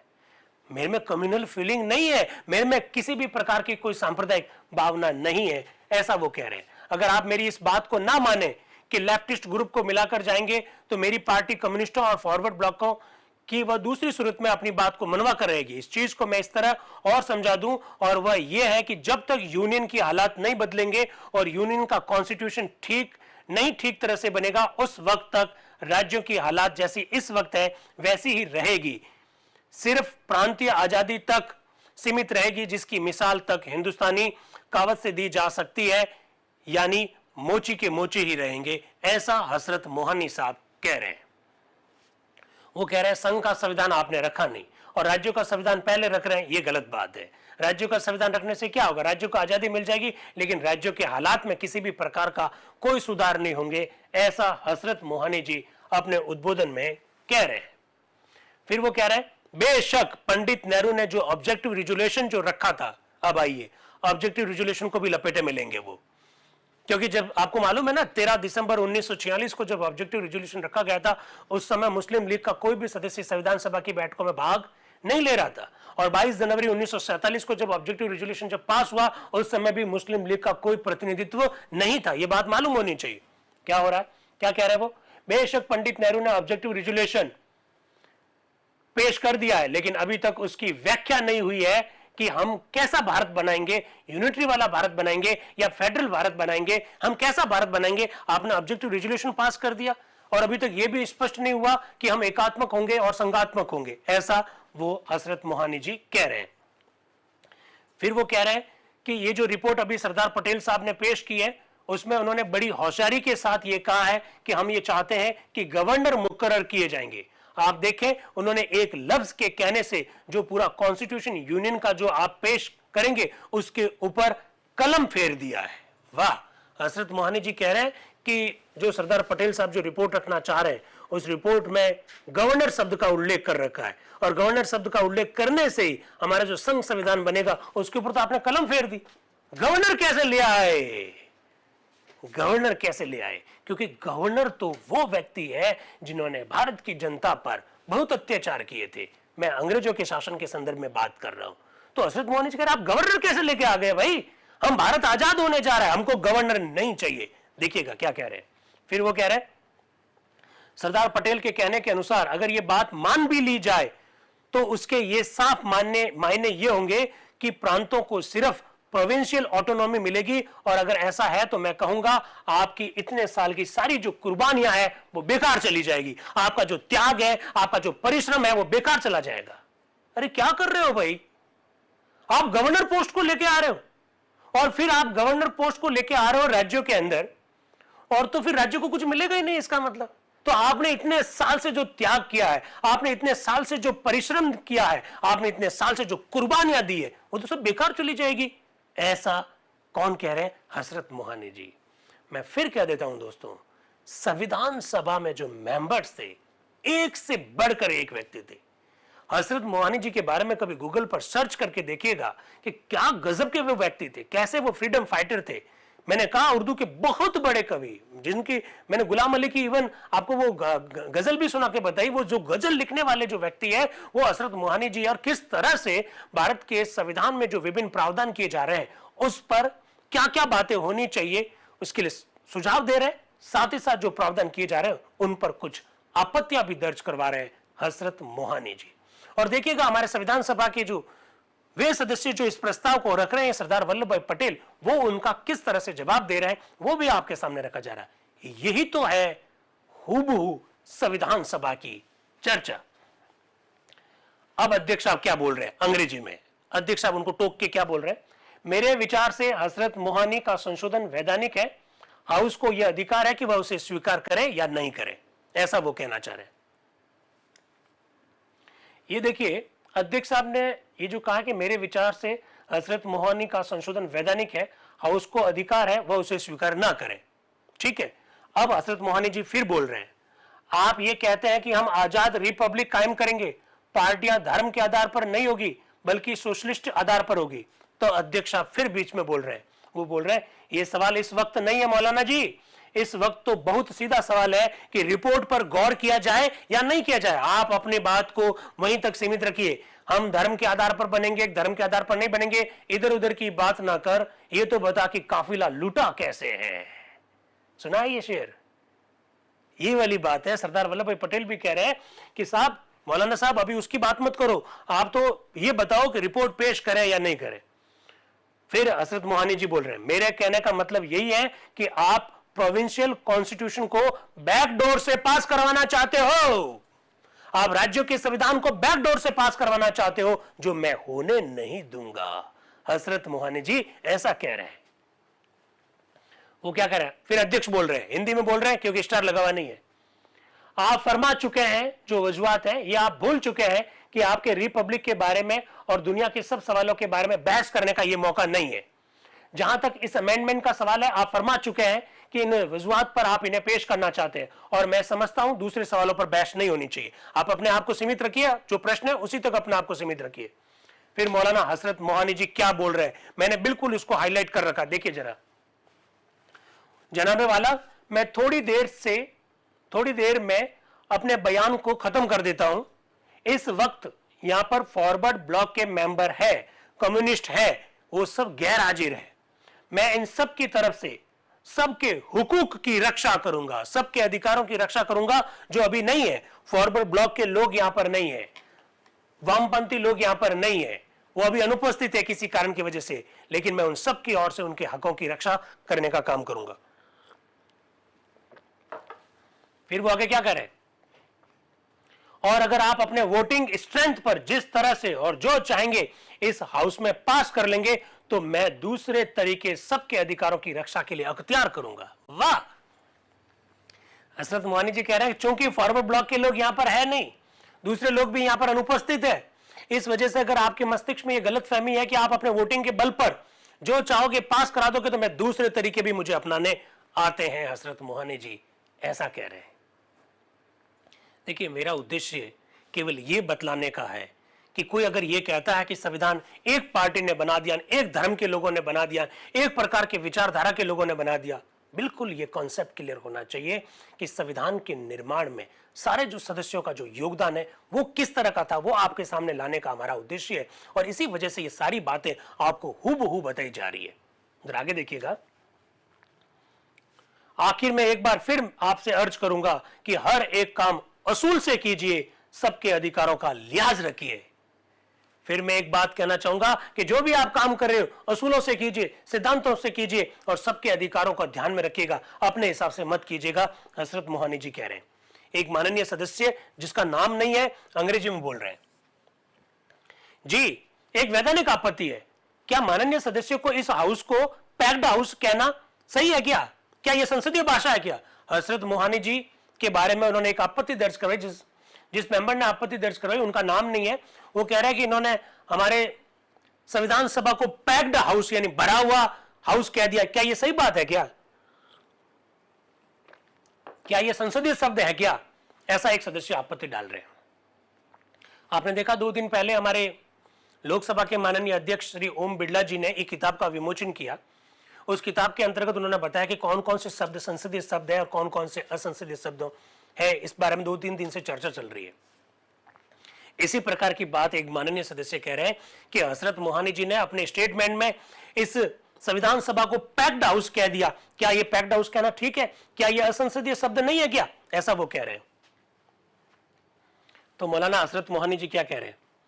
वो कह रहे हैं मैंने किसी असंसदीय शब्द का प्रयोग नहीं किया है, मैंने केवल यही कहा था कि किसी कदर ये सभा, किसी कदर यहां सभी राष्ट्रीयता के मनुष्य हैं, अतः बहरे हैं। वो क्या कह रहे हैं? यहां अलग अलग प्रकार के लोग हैं और वो बहरे हैं। मेरा आशय हाउस की कोई अवज्ञा करने से नहीं था, ऐसा हसरत मोहानी जी कह रहे हैं। आया आपको समझ में? ऐसा मत समझिएगा कि संविधान बहुत आसानी से बन गया ना। आपको क्या लगता है ऐसे बन गया? आए कुछ लोग आए, ये लिख दो, वो लिख दो, वो लिख दो, और संविधान बन गया? ऐसे नहीं बना है संविधान। मैं हमेशा कह रहा हूं कि संविधान जिन परिस्थितियों में बनाया गया, जिस तरह से बनाया गया, उन परिस्थितियों को अगर समझ लें तो भारत की संविधान की जो खूबसूरती है उस खूबसूरती को आप महसूस कर लेंगे। और हमारी युवा पीढ़ी के साथ दिक्कत यही है कि उन्हें ना तो भारत के संविधान के प्रावधानों के बारे में पता है और न ही संविधान किन परिस्थितियों में बनाया गया वो परिस्थितियां पता है। मुझे ऐसा लगता है कि सारी समस्याओं की जड़ यही है कि लोगों में संवैधानिक साक्षरता नहीं है। जिस दिन संवैधानिक साक्षरता हो गई उस दिन बहुत सारी समस्याओं का समाधान हो जाएगा। आगे चलिए, आगे है नेहरू जी, अंग्रेजी में बोल रहे हैं। क्या कह रहे हैं जरा सुनिएगा। साहिब सदर, जिस वक्त यूनियन कॉन्स्टिट्यूशन कमेटी की रिपोर्ट पेश होती तो मैं आप हजरत के सामने एक खास हैसियत से खड़ा होता। पंडित नेहरू ने बहुत जबरदस्त बात कही कि साहब अगर यूनियन कॉन्स्टिट्यूशन की रिपोर्ट पेश होगी उस दिन तो मैं बड़े हक के साथ यहां पर खड़ा हूंगा। क्यों? क्यों बताइए क्यों? अरे पंडित जवाहरलाल नेहरू यूनियन कॉन्स्टिट्यूशन की कमेटी के क्या थे? अध्यक्ष थे। क्योंकि अभी बात राज्यों के संविधान के बारे में चल रही है, इसलिए सरदार वल्लभ भाई पटेल उस समिति के अध्यक्ष हैं, वही सारी बात कहेंगे। लेकिन अभी मैं नहीं कहना चाह रहा हूं, पर मैं करूं क्या? जिस तरह से संविधान सभा में जो चर्चा चल रही है वो दिशाहीन जो चर्चा चल रही है, इसलिए मुझे बीच में हस्तक्षेप करना जरूरी हो गया है। लेकिन कुछ लोगों के दिमाग में जो गलतफहमी पैदा हो गई है, मैं इस वक्त उसे दूर करना चाहता हूं। पंडित जवाहरलाल नेहरू अब लीड रोल में आएंगे। वो कह रहे हैं कि सरदार वल्लभ भाई पटेल और हजरत मोहानी जी के बीच में जो शब्दों का आदान प्रदान हो रहा है, मुझे लगता है कि संविधान सभा में कुछ गलतफहमी खड़ी हो गई है, इसलिए मुझे बोलने का मेरा वक्त नहीं है। अगर यूनियन कॉन्स्टिट्यूशन की जब रिपोर्ट रखी जाएगी उस समय मैं बोलूंगा, लेकिन चूंकि मुझे लग रहा है कि संविधान सभा में गलतफहमी हो गई है, इसलिए अब मैं इस गलतफहमी को दूर करना चाहता हूं। मुमकिन है कि मैं कामयाब ना हूं, ऐसा भी हो सकता है मैं कामयाब ना हूं। मौलाना हजरत मोहानी जो बहुत गहरे व्यक्ति है और अपने आप को कम्युनिस्ट और फॉरवर्ड ब्लॉक का नुमाइंदा और अलमदार समझते हैं, मुमकिन है कि मैं उनको ना समझा सकूं। ऐसी सूरत में जाहिर है कि मैं उनको परेशानी होगी, लेकिन जो बात मैं अर्ज करना चाहता हूं वो ये है, और वो कोई और खास बात नहीं है। ये बिल्कुल ठीक रहेगा कि अगर हम प्रोविंशियल कॉन्स्टिट्यूशन के सिद्धांतों के बगैर किसी ऑब्जेक्ट या मकसद को सामने रखते हैं कि हम किधर जा रहे हैं, अगर इसको लेते हैं तो ये गलत बात है। इस वक्त हमने एक सूबे से शुरू किया है, करीब करीब 6 महीने हुए इस हाउस ने एक रेजोल्यूशन मंजूर किया था, उसने एक नक्शा, एक चीज हमारे सामने रखी थी, उसको लोगों ने पसंद किया था। जब किसी चीज का एक मर्तबा नक्शा बना दिया जाता है तो ख्याल यह पैदा होता है कि किस चीज को पहले ले और किस चीज को आखिर में। उन्होंने कहा, सरदार वल्लभ भाई पटेल ने, कि स्टेटमेंट के बाद में हजरत मोहानी जी ने बोला, और हजरत मोहानी जी ने जो बोला उसके बाद में नेहरू जी ने बोला कि भाई मुझे लग रहा है कुछ गलतफहमियां हो गई है। लेकिन मैं आपको एक बात बताना चाहता हूं, ऐसा पंडित नेहरू जी कह रहे हैं कि 6 महीने पहले हमने संविधान सभा में एक उद्देश्य प्रस्ताव रखा था। उद्देश्य प्रस्ताव एक नक्शा है, उस नक्शा में कुछ बातें बता रखी है। हमको ये देखना होता है कि पहले कौन सी चीज को बनाया जाए, उसके बाद कौन सी चीज को बनाया जाए, ये मैं जानता हूं, ऐसा पंडित नेहरू कह रहे हैं। लेकिन इत्तेफाक ऐसा हुआ कि प्रोविंशियल कॉन्स्टिट्यूशन का सवाल पहले उठाया गया और प्रोविंशियल कॉन्स्टिट्यूशन की रिपोर्ट पहले तैयार होगी। पंडित नेहरू ने क्या गजब की बात कही, क्या बैलेंस बना रहे हैं। वो कह रहे हैं मैं जानता हूं कि जो हमने नक्शा तैयार किया है उस नक्शे में ये सब बातें होती है कि भाई पहले घर का कमरा ये बनेगा, उसके बाद में ये बनेगा, उसके बाद बनेगा, ये मुझे जानता हूं मैं। लेकिन इत्तेफाक है, संयोग है कि पहले प्रोविंशियल कॉन्स्टिट्यूशन का बात आ गई और प्रोविंशियल कॉन्स्टिट्यूशन की जो कमेटी है उसने रिपोर्ट पहले तैयार कर दी, तो रख दी है, तो उसको पास करने में आपको हर्ज किया है, ऐसा पंडित जवाहरलाल नेहरू कहते हैं। अगर यूनियन कॉन्स्टिट्यूशन की रिपोर्ट तैयार हो जाती तो हम लोग वो रिपोर्ट रख देते, ऐसा पंडित नेहरू कह रहे हैं। देखो वापस बोल रहा हूं, लेकिन इत्तेफाक ऐसा हुआ कि प्रोविंशियल कॉन्स्टिट्यूशन का सवाल पहले उठाया गया और प्रोविंशियल कॉन्स्टिट्यूशन की रिपोर्ट पहले तैयार हो गई थी और इस पर मेंबरान को काफी गौर करने का मौका भी मिल गया, सदस्यों को काफी गौर करने का मौका भी मिल गया, रिपोर्ट तैयार हो गई, इसे रख दी, तो इसमें दिक्कत क्या है। फिर वो कह रहे हैं दूसरी रिपोर्ट जो अभी सिर्फ 6-7 दिन हुए हैं भेजी गई है, कुछ मेंबर की सहूलियत के लिए ये ख्याल हुआ कि इनको इस पर गौर करने का मौका नहीं मिलेगा, इसलिए इस रिपोर्ट को अभी पेश ना किया जाए और प्रोविंशियल कॉन्स्टिट्यूशन की रिपोर्ट को, जिस पर काफी गौर हो चुका, पेश कर दिया गया। पंडित नेहरू जी कह रहे क्या है भाई, क्यों आप इतना गर्म हो रहे हैं। प्रोविंशियल कॉन्स्टिट्यूशन से संबंधित कमेटी की रिपोर्ट रख दी गई, सदस्यों में बांट दी गई, सदस्यों ने उसके ऊपर काफी विचार विमर्श कर लिया, तभी तो हम यहां डिस्कशन करने के लिए आए हैं। क्योंकि यूनियन कॉन्स्टिट्यूशन की भी रिपोर्ट आ गई है, वो भी रिपोर्ट तैयार हो गई है, वो भी मेंबर को दे दी गई है, लेकिन मेंबर को 2-4 दिन पहले ही दी है। मेंबर ने अभी तक उस रिपोर्ट पर विचार विमर्श नहीं किया है। कुछ मेंबर्स ने हमको कहा कि साहब हमको और ज्यादा वक्त दो ताकि हम यूनियन कॉन्स्टिट्यूशन की रिपोर्ट जो है उस पर विस्तार से चर्चा कर सके। तो पहले प्रोविंशियल कॉन्स्टिट्यूशन की रिपोर्ट जिस पर विस्तार से चर्चा हो गई है उसी को तो रखेंगे यार, या क्या गर्म हो रहे हो यार, ऐसा नेहरू जी कह रहे हैं। आप साहिबान के पास यूनियन की रिपोर्ट मौजूद है, अगर साहिब सदर मुझे आज्ञा दे तो मैं अभी उसको पेश कर दूं। क्या बात कही पंडित नेहरू जी ने कि साहब यूनियन कॉन्स्टिट्यूशन की बात इतने देर से कर रहे हो, अरे भाई यूनियन कॉन्स्टिट्यूशन की रिपोर्ट भी तैयार है, लेकिन उस पर मेंबर्स को वक्त नहीं मिला है ज्यादा डिस्कशन करने का।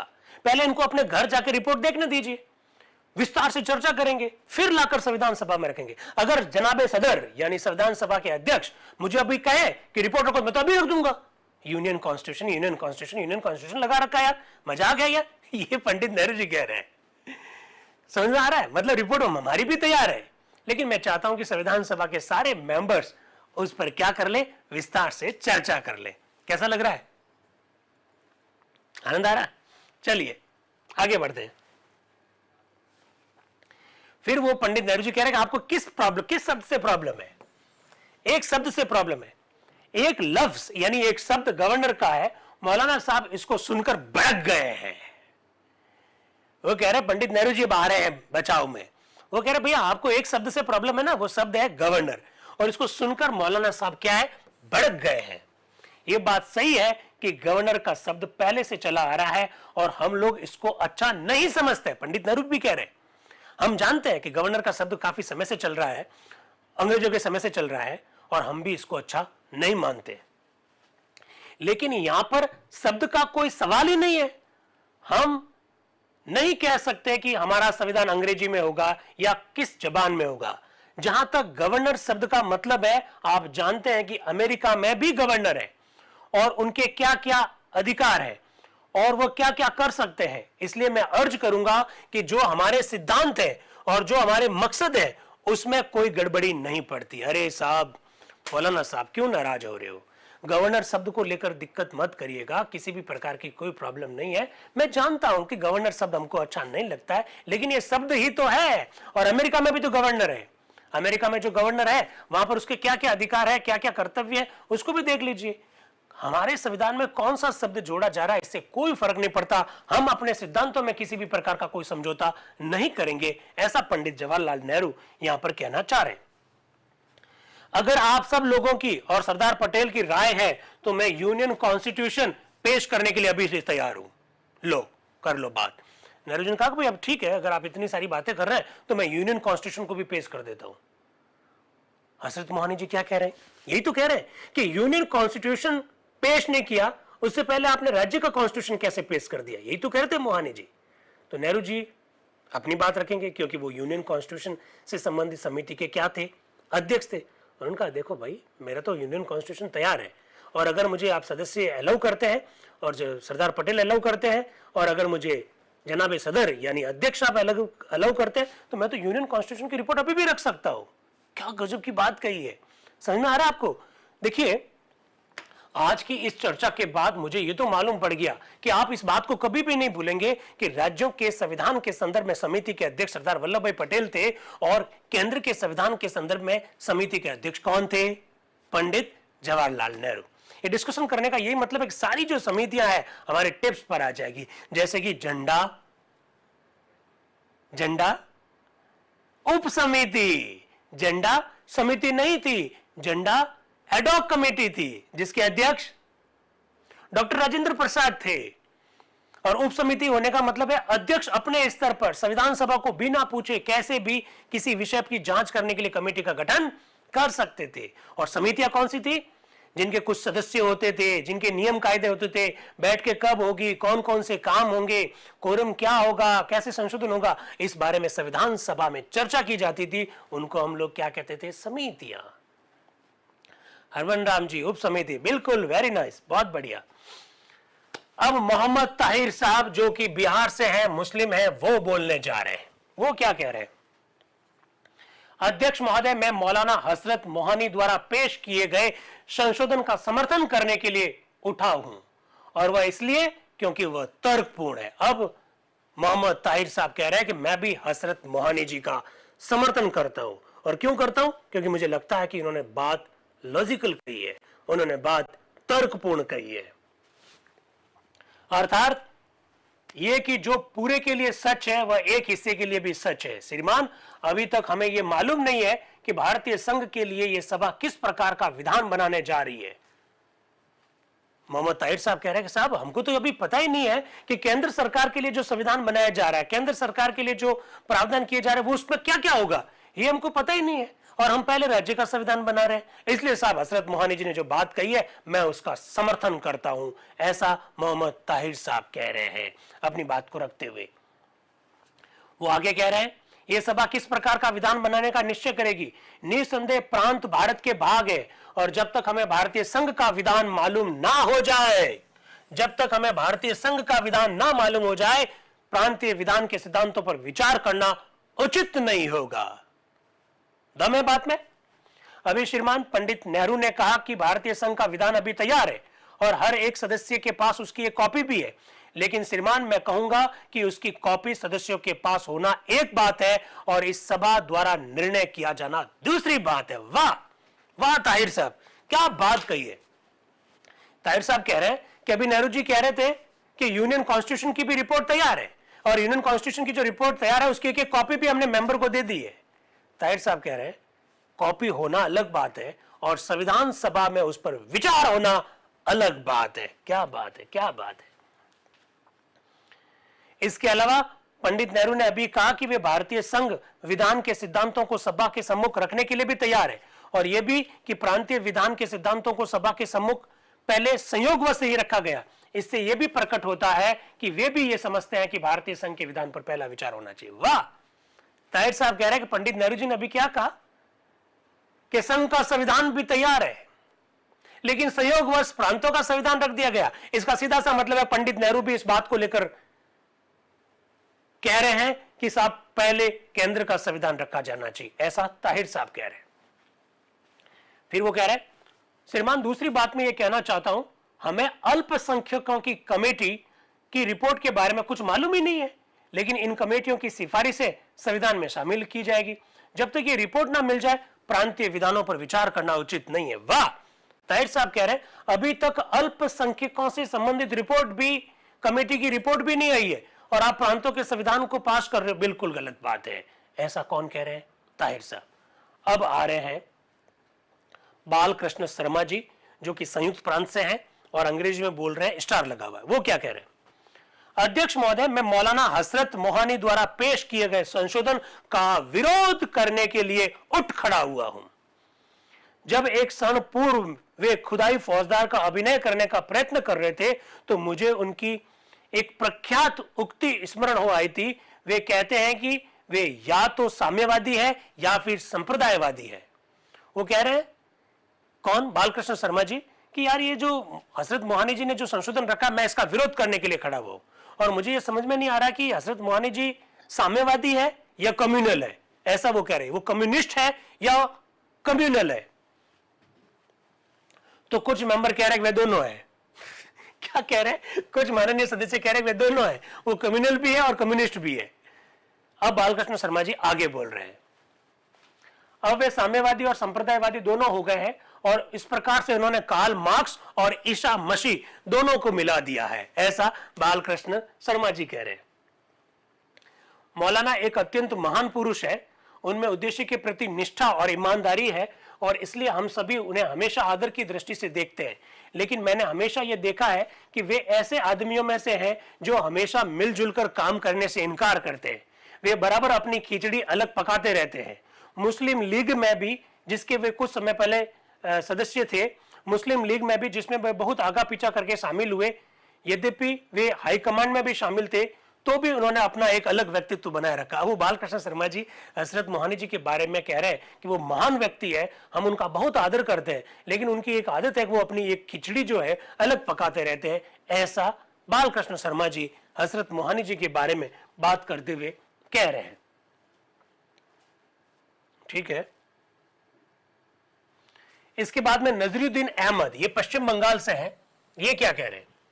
अध्यक्ष महोदय, मैं मूल प्रस्ताव का समर्थन करना चाहता हूं। यानी नजरुद्दीन अहमद कह रहे हैं जो सरदार वल्लभ भाई पटेल ने जो प्रस्ताव रखा मैं उसका समर्थन करता हूं, यानी हजरत मोहानी जी ने जो प्रस्ताव रखा उसका समर्थन नहीं करता हूं। वैसे हजरत मोहानी जी ने कौन सा प्रस्ताव रखा बताओ तो?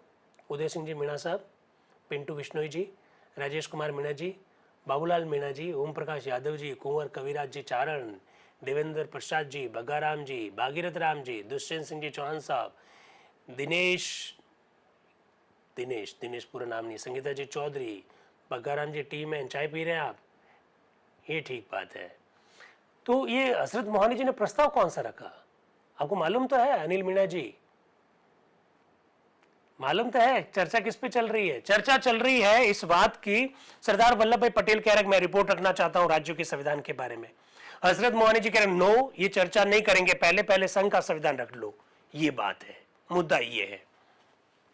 अब नजरुद्दीन अहमद कह रहे हैं मैं मूल प्रस्ताव का समर्थन करता हूं। मूल प्रस्ताव सरदार वल्लभ भाई पटेल का है। ठीक है, ये बात थोड़ा सा ध्यान रखिएगा। इस समय प्रांतीय विधान पर विचार होना चाहिए। संशोधन का उद्देश्य यह है कि जब तक संघ संविधान से संबंधित रिपोर्ट पर विचार ना हो जाए प्रांतीय विधान को विचारत ना लेना चाहिए। मेरी राय में प्रांतीय विधान और संघ विधान दो अलग अलग चीजें हैं। चाहे हम जिस विधान को पहले ले, इससे कोई अंतर नहीं पड़ता है। नजरुद्दीन अहमद साहब कह रहे हैं कि प्रांत का संविधान पहले रखो, राज्यों का संविधान पहले रखो या केंद्र का संविधान पहले रखो, इससे क्या फर्क पड़ता है? जो तैयार हो गया उस पर चर्चा कर लीजिए, दिक्कत क्या है? फिर वो कह रहे हैं यदि कोई दोष हो यदि किन्हीं बातों के बारे में मतभेद हो, यदि कोई बात ऐसी हो जिनके बारे में किसी सदस्य को आपत्ति हो, तो उसको इस सभा में इस संदर्भ में प्रस्ताव रखने और संशोधन करने की स्वतंत्रता है। अरे संघ का संविधान रखो, प्रांत का संविधान रखो, फर्क क्या पड़ता है? हमको तो प्रस्ताव पारित करना है। अगर किसी को प्रॉब्लम हो, किसी को आपत्ति हो, किसी को इससे लिहाज हो, तो वो संशोधन रखे, संशोधन रखने का अधिकार है उसे, कोई प्रॉब्लम है ही नहीं। ऐसा कौन कह रहे हैं? नजरुद्दीन अहमद साहब कह रहे हैं। अब पंडित गोविंद मालवीय जी बोल रहे हैं कि सर मेरा एक प्रस्ताव है कि बहस बंद कर दो आप। तो अध्यक्ष साहब कह रहे हैं बहस बंद करने का प्रस्ताव पेश हो चुका है, करने के पक्ष में है वे कृपा करके हां कहे, और जो इसके पक्ष में नहीं है वे नहीं कहे। प्रस्ताव स्वीकार कर लिया। कौन सा प्रस्ताव? बहस बंद करने का प्रस्ताव स्वीकार हो गया। प्रस्ताव स्वीकार कर लिया गया। अब अध्यक्ष साहब अंग्रेजी में बोल रहे हैं अप्रस्तावक वाद विवाद का उत्तर देंगे। अब सरदार वल्लभ भाई पटेल अभी तक जितना भी जो वाद विवाद हुआ है उसका उत्तर देंगे, ऐसा अध्यक्ष साहब कह रहे हैं। अब सरदार वल्लभ भाई पटेल खड़े हुए जवाब दे रहे हैं। स्टार लगा हुआ नहीं है, इसका मतलब अंग्रेजी में नहीं बोल रहे हैं। क्या कह रहे हैं सरदार वल्लभ भाई पटेल, जरा सुनिएगा। सरदार वल्लभ भाई पटेल को हम लोग आयरन मैन कहते हैं, लौह पुरुष। तो जरा शब्द सुन लीजिएगा, मालूम पड़ जाएगा। इस प्रस्ताव पर मौलाना हसरत मोहानी ने जो संशोधन पेश किया है वह यह है कि संघ विधान कमेटी की रिपोर्ट पर विचार करने के बाद इस प्रस्ताव पर विचार करना चाहिए। मौलाना ने शायद संघ विधान से संबंधित रिपोर्टों को देखा है, क्योंकि वे इस असेंबली की कार्यवाही को बड़े ध्यान से सुनते रहे और शुरू में जो लक्ष्य संबंधी प्रस्ताव इस सभा ने पेश किया, पास किया, उसको भी उन्होंने देखा। अब मैं मौलाना से पूछता हूं कि जो मसविदा मैंने पेश किया है उससे क्या किसी प्रकार का लक्ष्य संबंधी प्रस्ताव के मौलिक सिद्धांतों से हानि पहुंचती है? सरदार वल्लभ भाई पटेल खड़े हुए कि हजरत मोहानी जी ने जो संशोधन पेश किया है वो क्यों किया भाई? मैंने जो राज्यों के संदर्भ में संविधान रखा है और हमने जो उद्देश्य प्रस्ताव पेश किया था, बाद में पास किया था, उन दोनों में टकराव तो है ही नहीं। आप बताओ क्या टकराव है क्या? ऐसा सरदार वल्लभ भाई पटेल प्रश्न पूछ रहे हैं। मेरी समझ में नहीं आता है कि उनको इसमें संदेह ही किस प्रकार हुआ कि यह विधान रिपब्लिक होगा या फिर शरीयत का विधान होगा या जनतांत्रिक विधान होगा। असल बात यह है कि पैरों पर खड़ा होना अच्छा है, न कि सर के बल पर। क्या बात कही है, मैंने हाईलाइट कर रखा है। सरदार वल्लभ भाई पटेल कह रहा है कि पैरों पर खड़ा होना चाहिए या सिर के बल खड़ा होना चाहिए। उन्होंने कहा मेरे हिसाब से तो पैरों के ऊपर खड़ा होना चाहिए, और राज्यों का संविधान मैंने पहले बनाया, इसका मतलब मैंने पैर बनाए, सिर तो बाद में बनेगा, ऐसा सरदार वल्लभ भाई पटेल कहना चाह रहे हैं। हम पैरों पर खड़ा होना अच्छा समझते हैं, हम प्रांत से प्रारंभ करेंगे और अंत में चोटी पर जाएंगे। क्या बात कही है सरदार वल्लभ भाई पटेल ने। लेकिन कुछ लोग अभी उछल कूद करने की कोशिश कर रहे हैं। पटेल साहब, उन्हें ऐसा करने की स्वतंत्रता है। मौलाना कहते हैं कि इस प्रस्ताव को चालाकी से पेश करके प्रस्तावक ने कोई चाल चली है। मेरी समझ में नहीं आता है मैंने कौन सी चाल चली है और वह चाल कहां पर है। सीधा साधा सवाल यह है कि जो मसविदा मैंने पेश किया है उस पर विचार हो या नहीं हो। उन्होंने आज इस पर विचार ना होने के समर्थन में कोई तर्क ही नहीं दिया। वे यदि ये समझते हैं कि संघ विधान में कोई वक्त और मौका मिलेगा, वे अपने सुझाव दें और उसमें बदलाव या संशोधन करने के बारे में राय दें।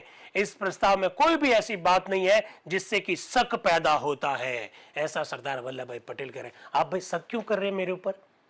मैंने कौन सी चालाकी की यार, मैंने कौन सी चालबाजी यहां पर की है, ऐसा वो कह रहे हैं सरदार वल्लभ भाई पटेल साहब। आपको बातें समझ में आ रही है?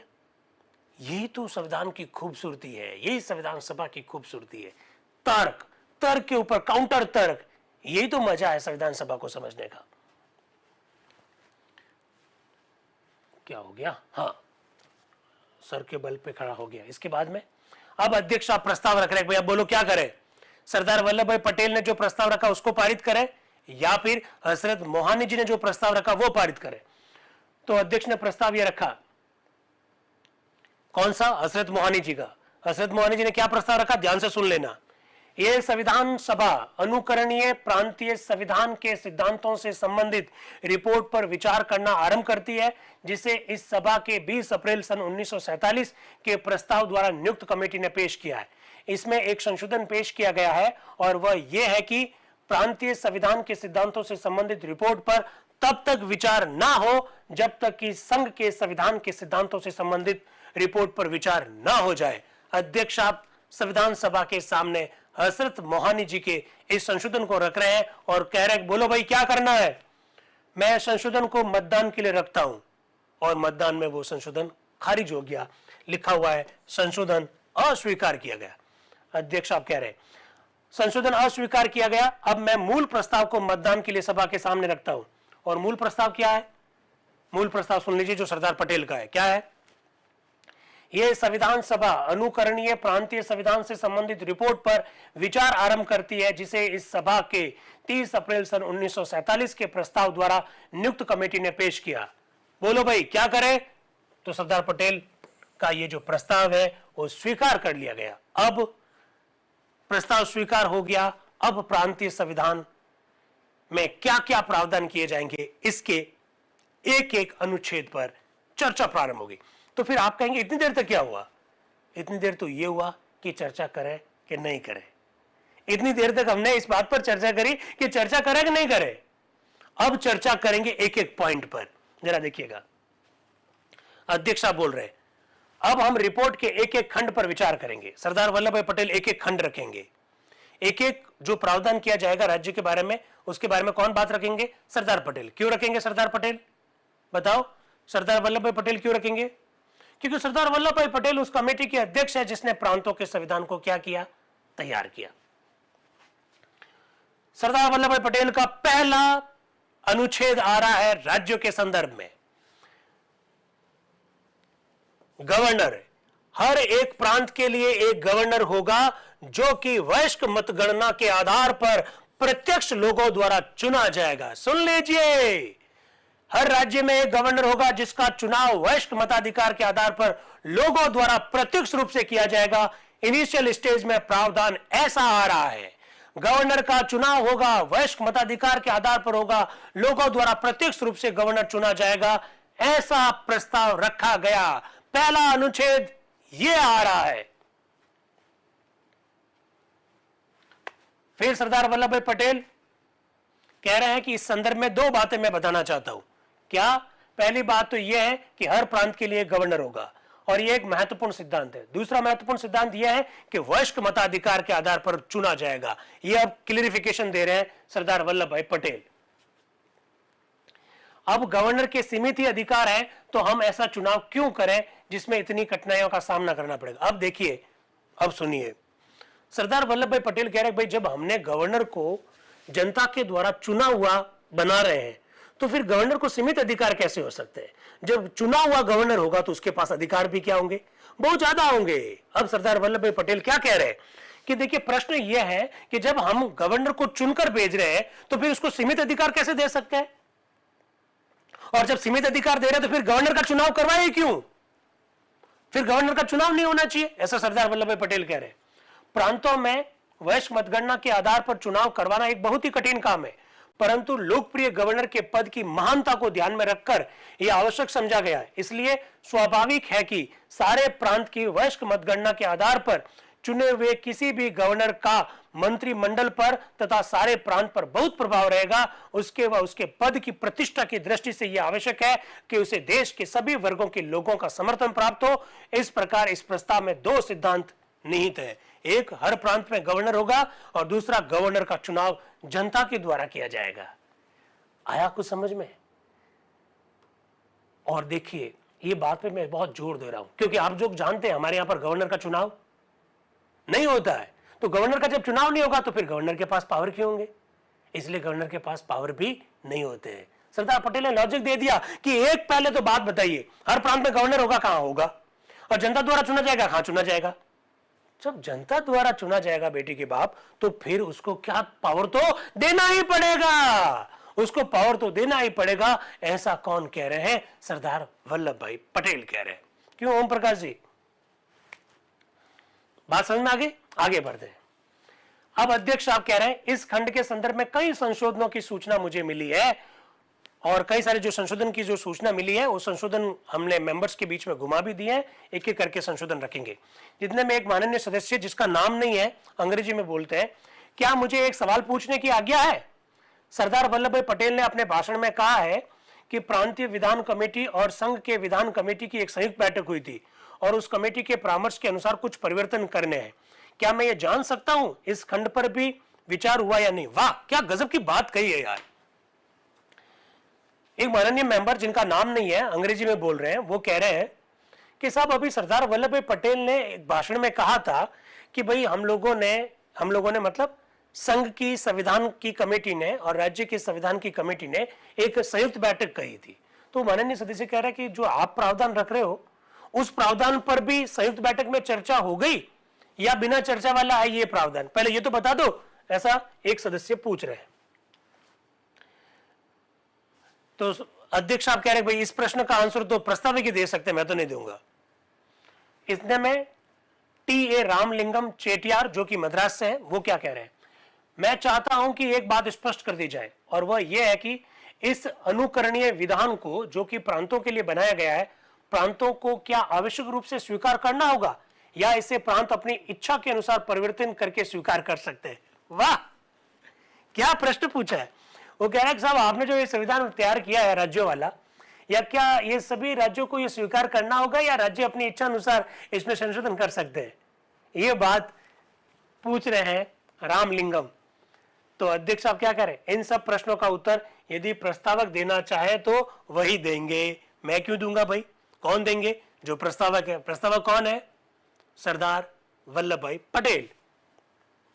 जितने में पीएस देशमुख साहब बोल रहे हैं अंग्रेजी में, श्रीमान जो संशोधन आपको इस समय मिले हैं उसके बारे में मैं एक शब्द कहना चाहता हूं।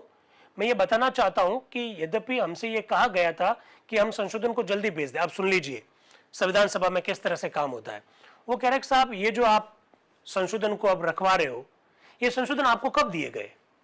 इसकी कोई अवधि है क्या? 12 घंटे पहले देना चाहिए, 24 घंटे पहले देना चाहिए, 36 घंटे पहले देना चाहिए, 4 दिन पहले देना चाहिए? कब देने चाहिए? संशोधन की कोई अवधि है क्या? आप कब तक संशोधन को स्वीकार करते हो? मैं अगर सुबह देना चाहूं तो आप स्वीकार करोगे क्या? ऐसा वो पीएस देशमुख साहब प्रश्न पूछना चाहते हैं। तो अध्यक्ष साहब कह रहे हैं कि डॉक्टर देशमुख, इसमें मैं क्या समझूं कि सदस्यों को ऐसे संशोधन को पेश करने की सूचना देने का अवसर देने के लिए जिन पर बाद को विचार होगा हमें सभा स्थगित कर देनी चाहिए। अगर आपको मौका नहीं मिला संशोधन पेश करने का तो क्या हम सभा को अभी स्थगित कर दें क्या? तो डॉक्टर पीएस देशमुख कह रहे हैं जी नहीं सर, मैं ये नहीं कह रहा हूं, मैं तो खाली एक सुझाव दे रहा हूं कि भाई हमको पूरा मौका मिलना चाहिए। फिर अध्यक्ष बोल रहे हैं यदि कोई ऐसे संशोधन है जिसकी सूचना आपने दी है और वो अगर छपकर लोगों के पास नहीं पहुंचे हैं तो मैं देख लेता हूं और अगर जरूरी हुआ तो उसको हम लोग रखवा देंगे, ऐसा कह रहे हैं। इतने में महावीर त्यागी जी अंग्रेजी में बोल रहे हैं। महावीर त्यागी जी का नाम ध्यान रखना भाई, ये बहुत ज्यादा चर्चा में रहते हैं संविधान सभा में। मतलब टॉप के जो 15 सदस्य हैं संविधान सभा के, उनमें से महावीर त्यागी भी है जो बहुत ज्यादा विचार विमर्श की प्रक्रिया में भाग लेंगे। महावीर त्यागी जी एक प्रश्न भेज रहे हैं।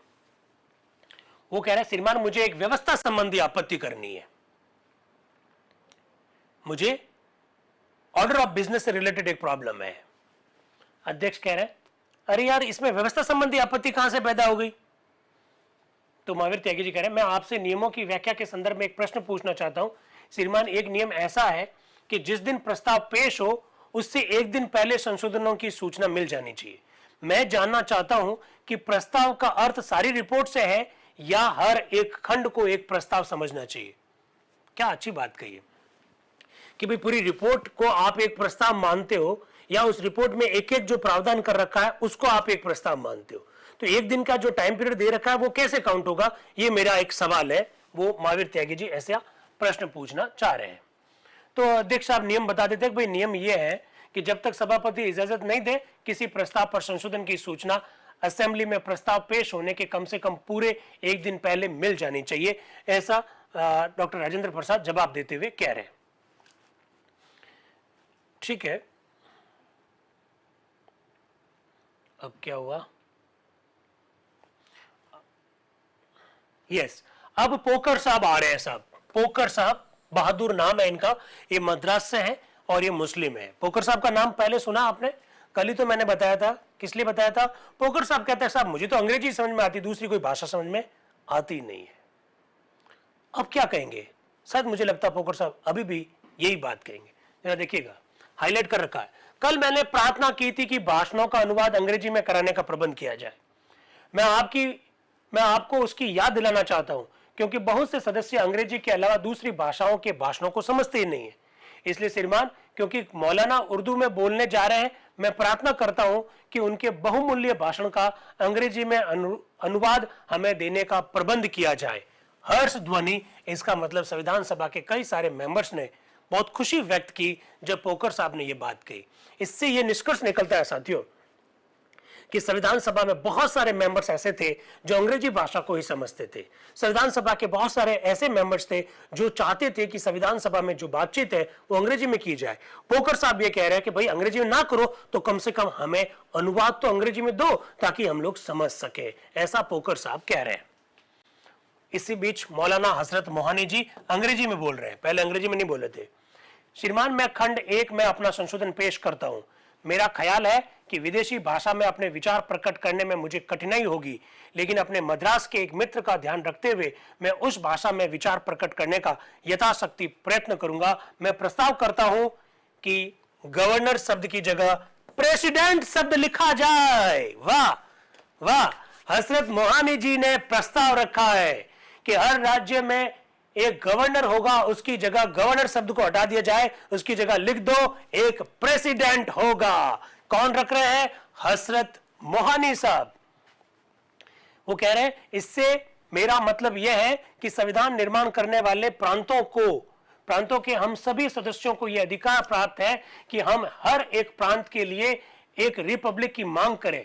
हमारा यही विचार था और हम यही चाहते हैं और यही आशा भी करते हैं कि हमें भारतीय गणतंत्रों का संघ प्राप्त होगा। असेंबली के पिछले अधिवेशन में श्री त्रिपाठी ने यह संशोधन पेश किया था कि समाजवादी शब्द रखा जाए। सभा ने उसका समर्थन नहीं किया। इसके बारे में हम बाद में विचार कर लेंगे। यदि हम गणतांत्रिक संघ स्थापित करें तो चाहे हम फिर उसे समाजवादी गणतंत्र बनाए या ना बनाए, इससे कोई फर्क नहीं पड़ता है। पहले तो आप एक राष्ट्रीय विधान बना लें और अधिकांश सदस्य राष्ट्रीय मनोवर्ती के हो जाए।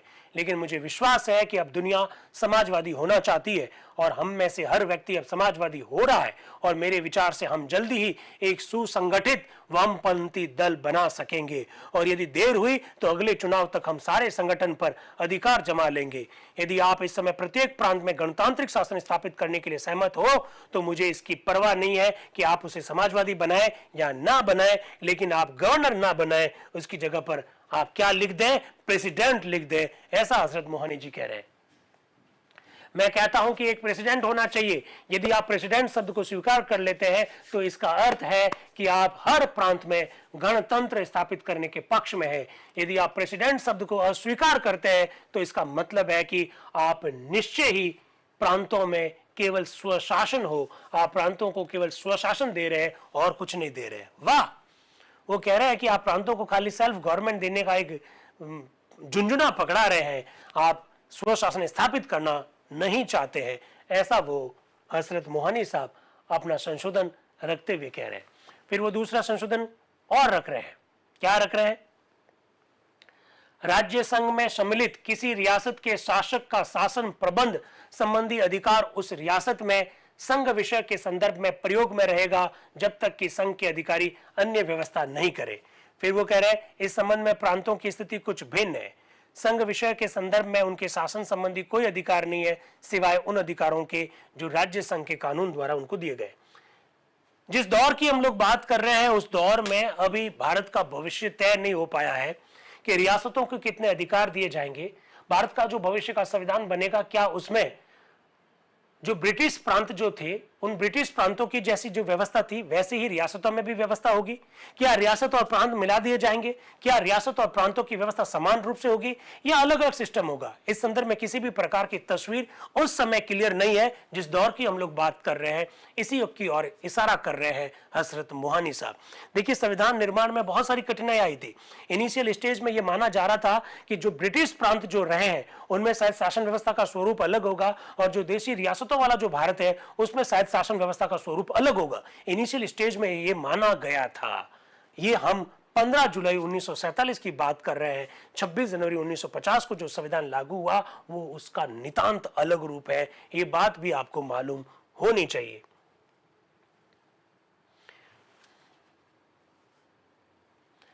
फिर ऐसा कुछ बोल रहे थे हजरत मोहानी जी तो थोड़ी सी बाधा पैदा हो गई। इसके बाद में उन्होंने कहा कि भाई आप एकात्मक बनाना चाहते हैं या संघात्मक बनाना चाहते हैं, ये भी क्लियर नहीं हो रहा है। एक सेकेंड, कहां गए हसरत मोहानी जी? यस, थोड़ा आगे चला गया था मैं। ये रहे। फिर वो कह रहे कि आप जो कुछ भी चाहे पास कर सकते हैं, लेकिन मैं न्याय के, अरे फीडबैक दो भाई, फीडबैक दीजिए, 9 बज रहे हैं। फीडबैक वाला प्रश्न इनको शेयर कीजिए। टेक्निकल टीम फीडबैक वाला प्रश्न शेयर कर लीजिए। जी सर, बिल्कुल बिल्कुल। यूट्यूब के साथी आप लोग कह रहे थे कि हमको जूम से जुड़ने का मौका नहीं दे रहे हैं, तो जूम का यूट्यूब के साथियों को एक बार क्या करिए आप, टेक्निकल टीम ध्यान दीजिए, यूट्यूब के साथियों को रजिस्ट्रेशन लिंक पहले शेयर कीजिए उनको एक बार आज। फिर इस रजिस्ट्रेशन लिंक को अगर आप खोलेंगे तो इससे आपका रजिस्ट्रेशन हो जाएगा। इसके बाद में यूट्यूब के साथियों को जूम का वह लिंक दे दीजिए जिससे कि वो लोग कल वाली बैठक से जूम पर जुड़ सके। हमारे मित्र लगातार ये यूट्यूब वाले शिकायत कर रहे हैं कि सर हमको तो सर्टिफिकेट नहीं दे रहे, तो मैंने तो कल भी बात कही थी भाई, बिल्कुल हम लोग चाहते हैं कि यूट्यूब के साथी भी हमारे जूम पे जुड़े, उनको भी सर्टिफिकेट मिले।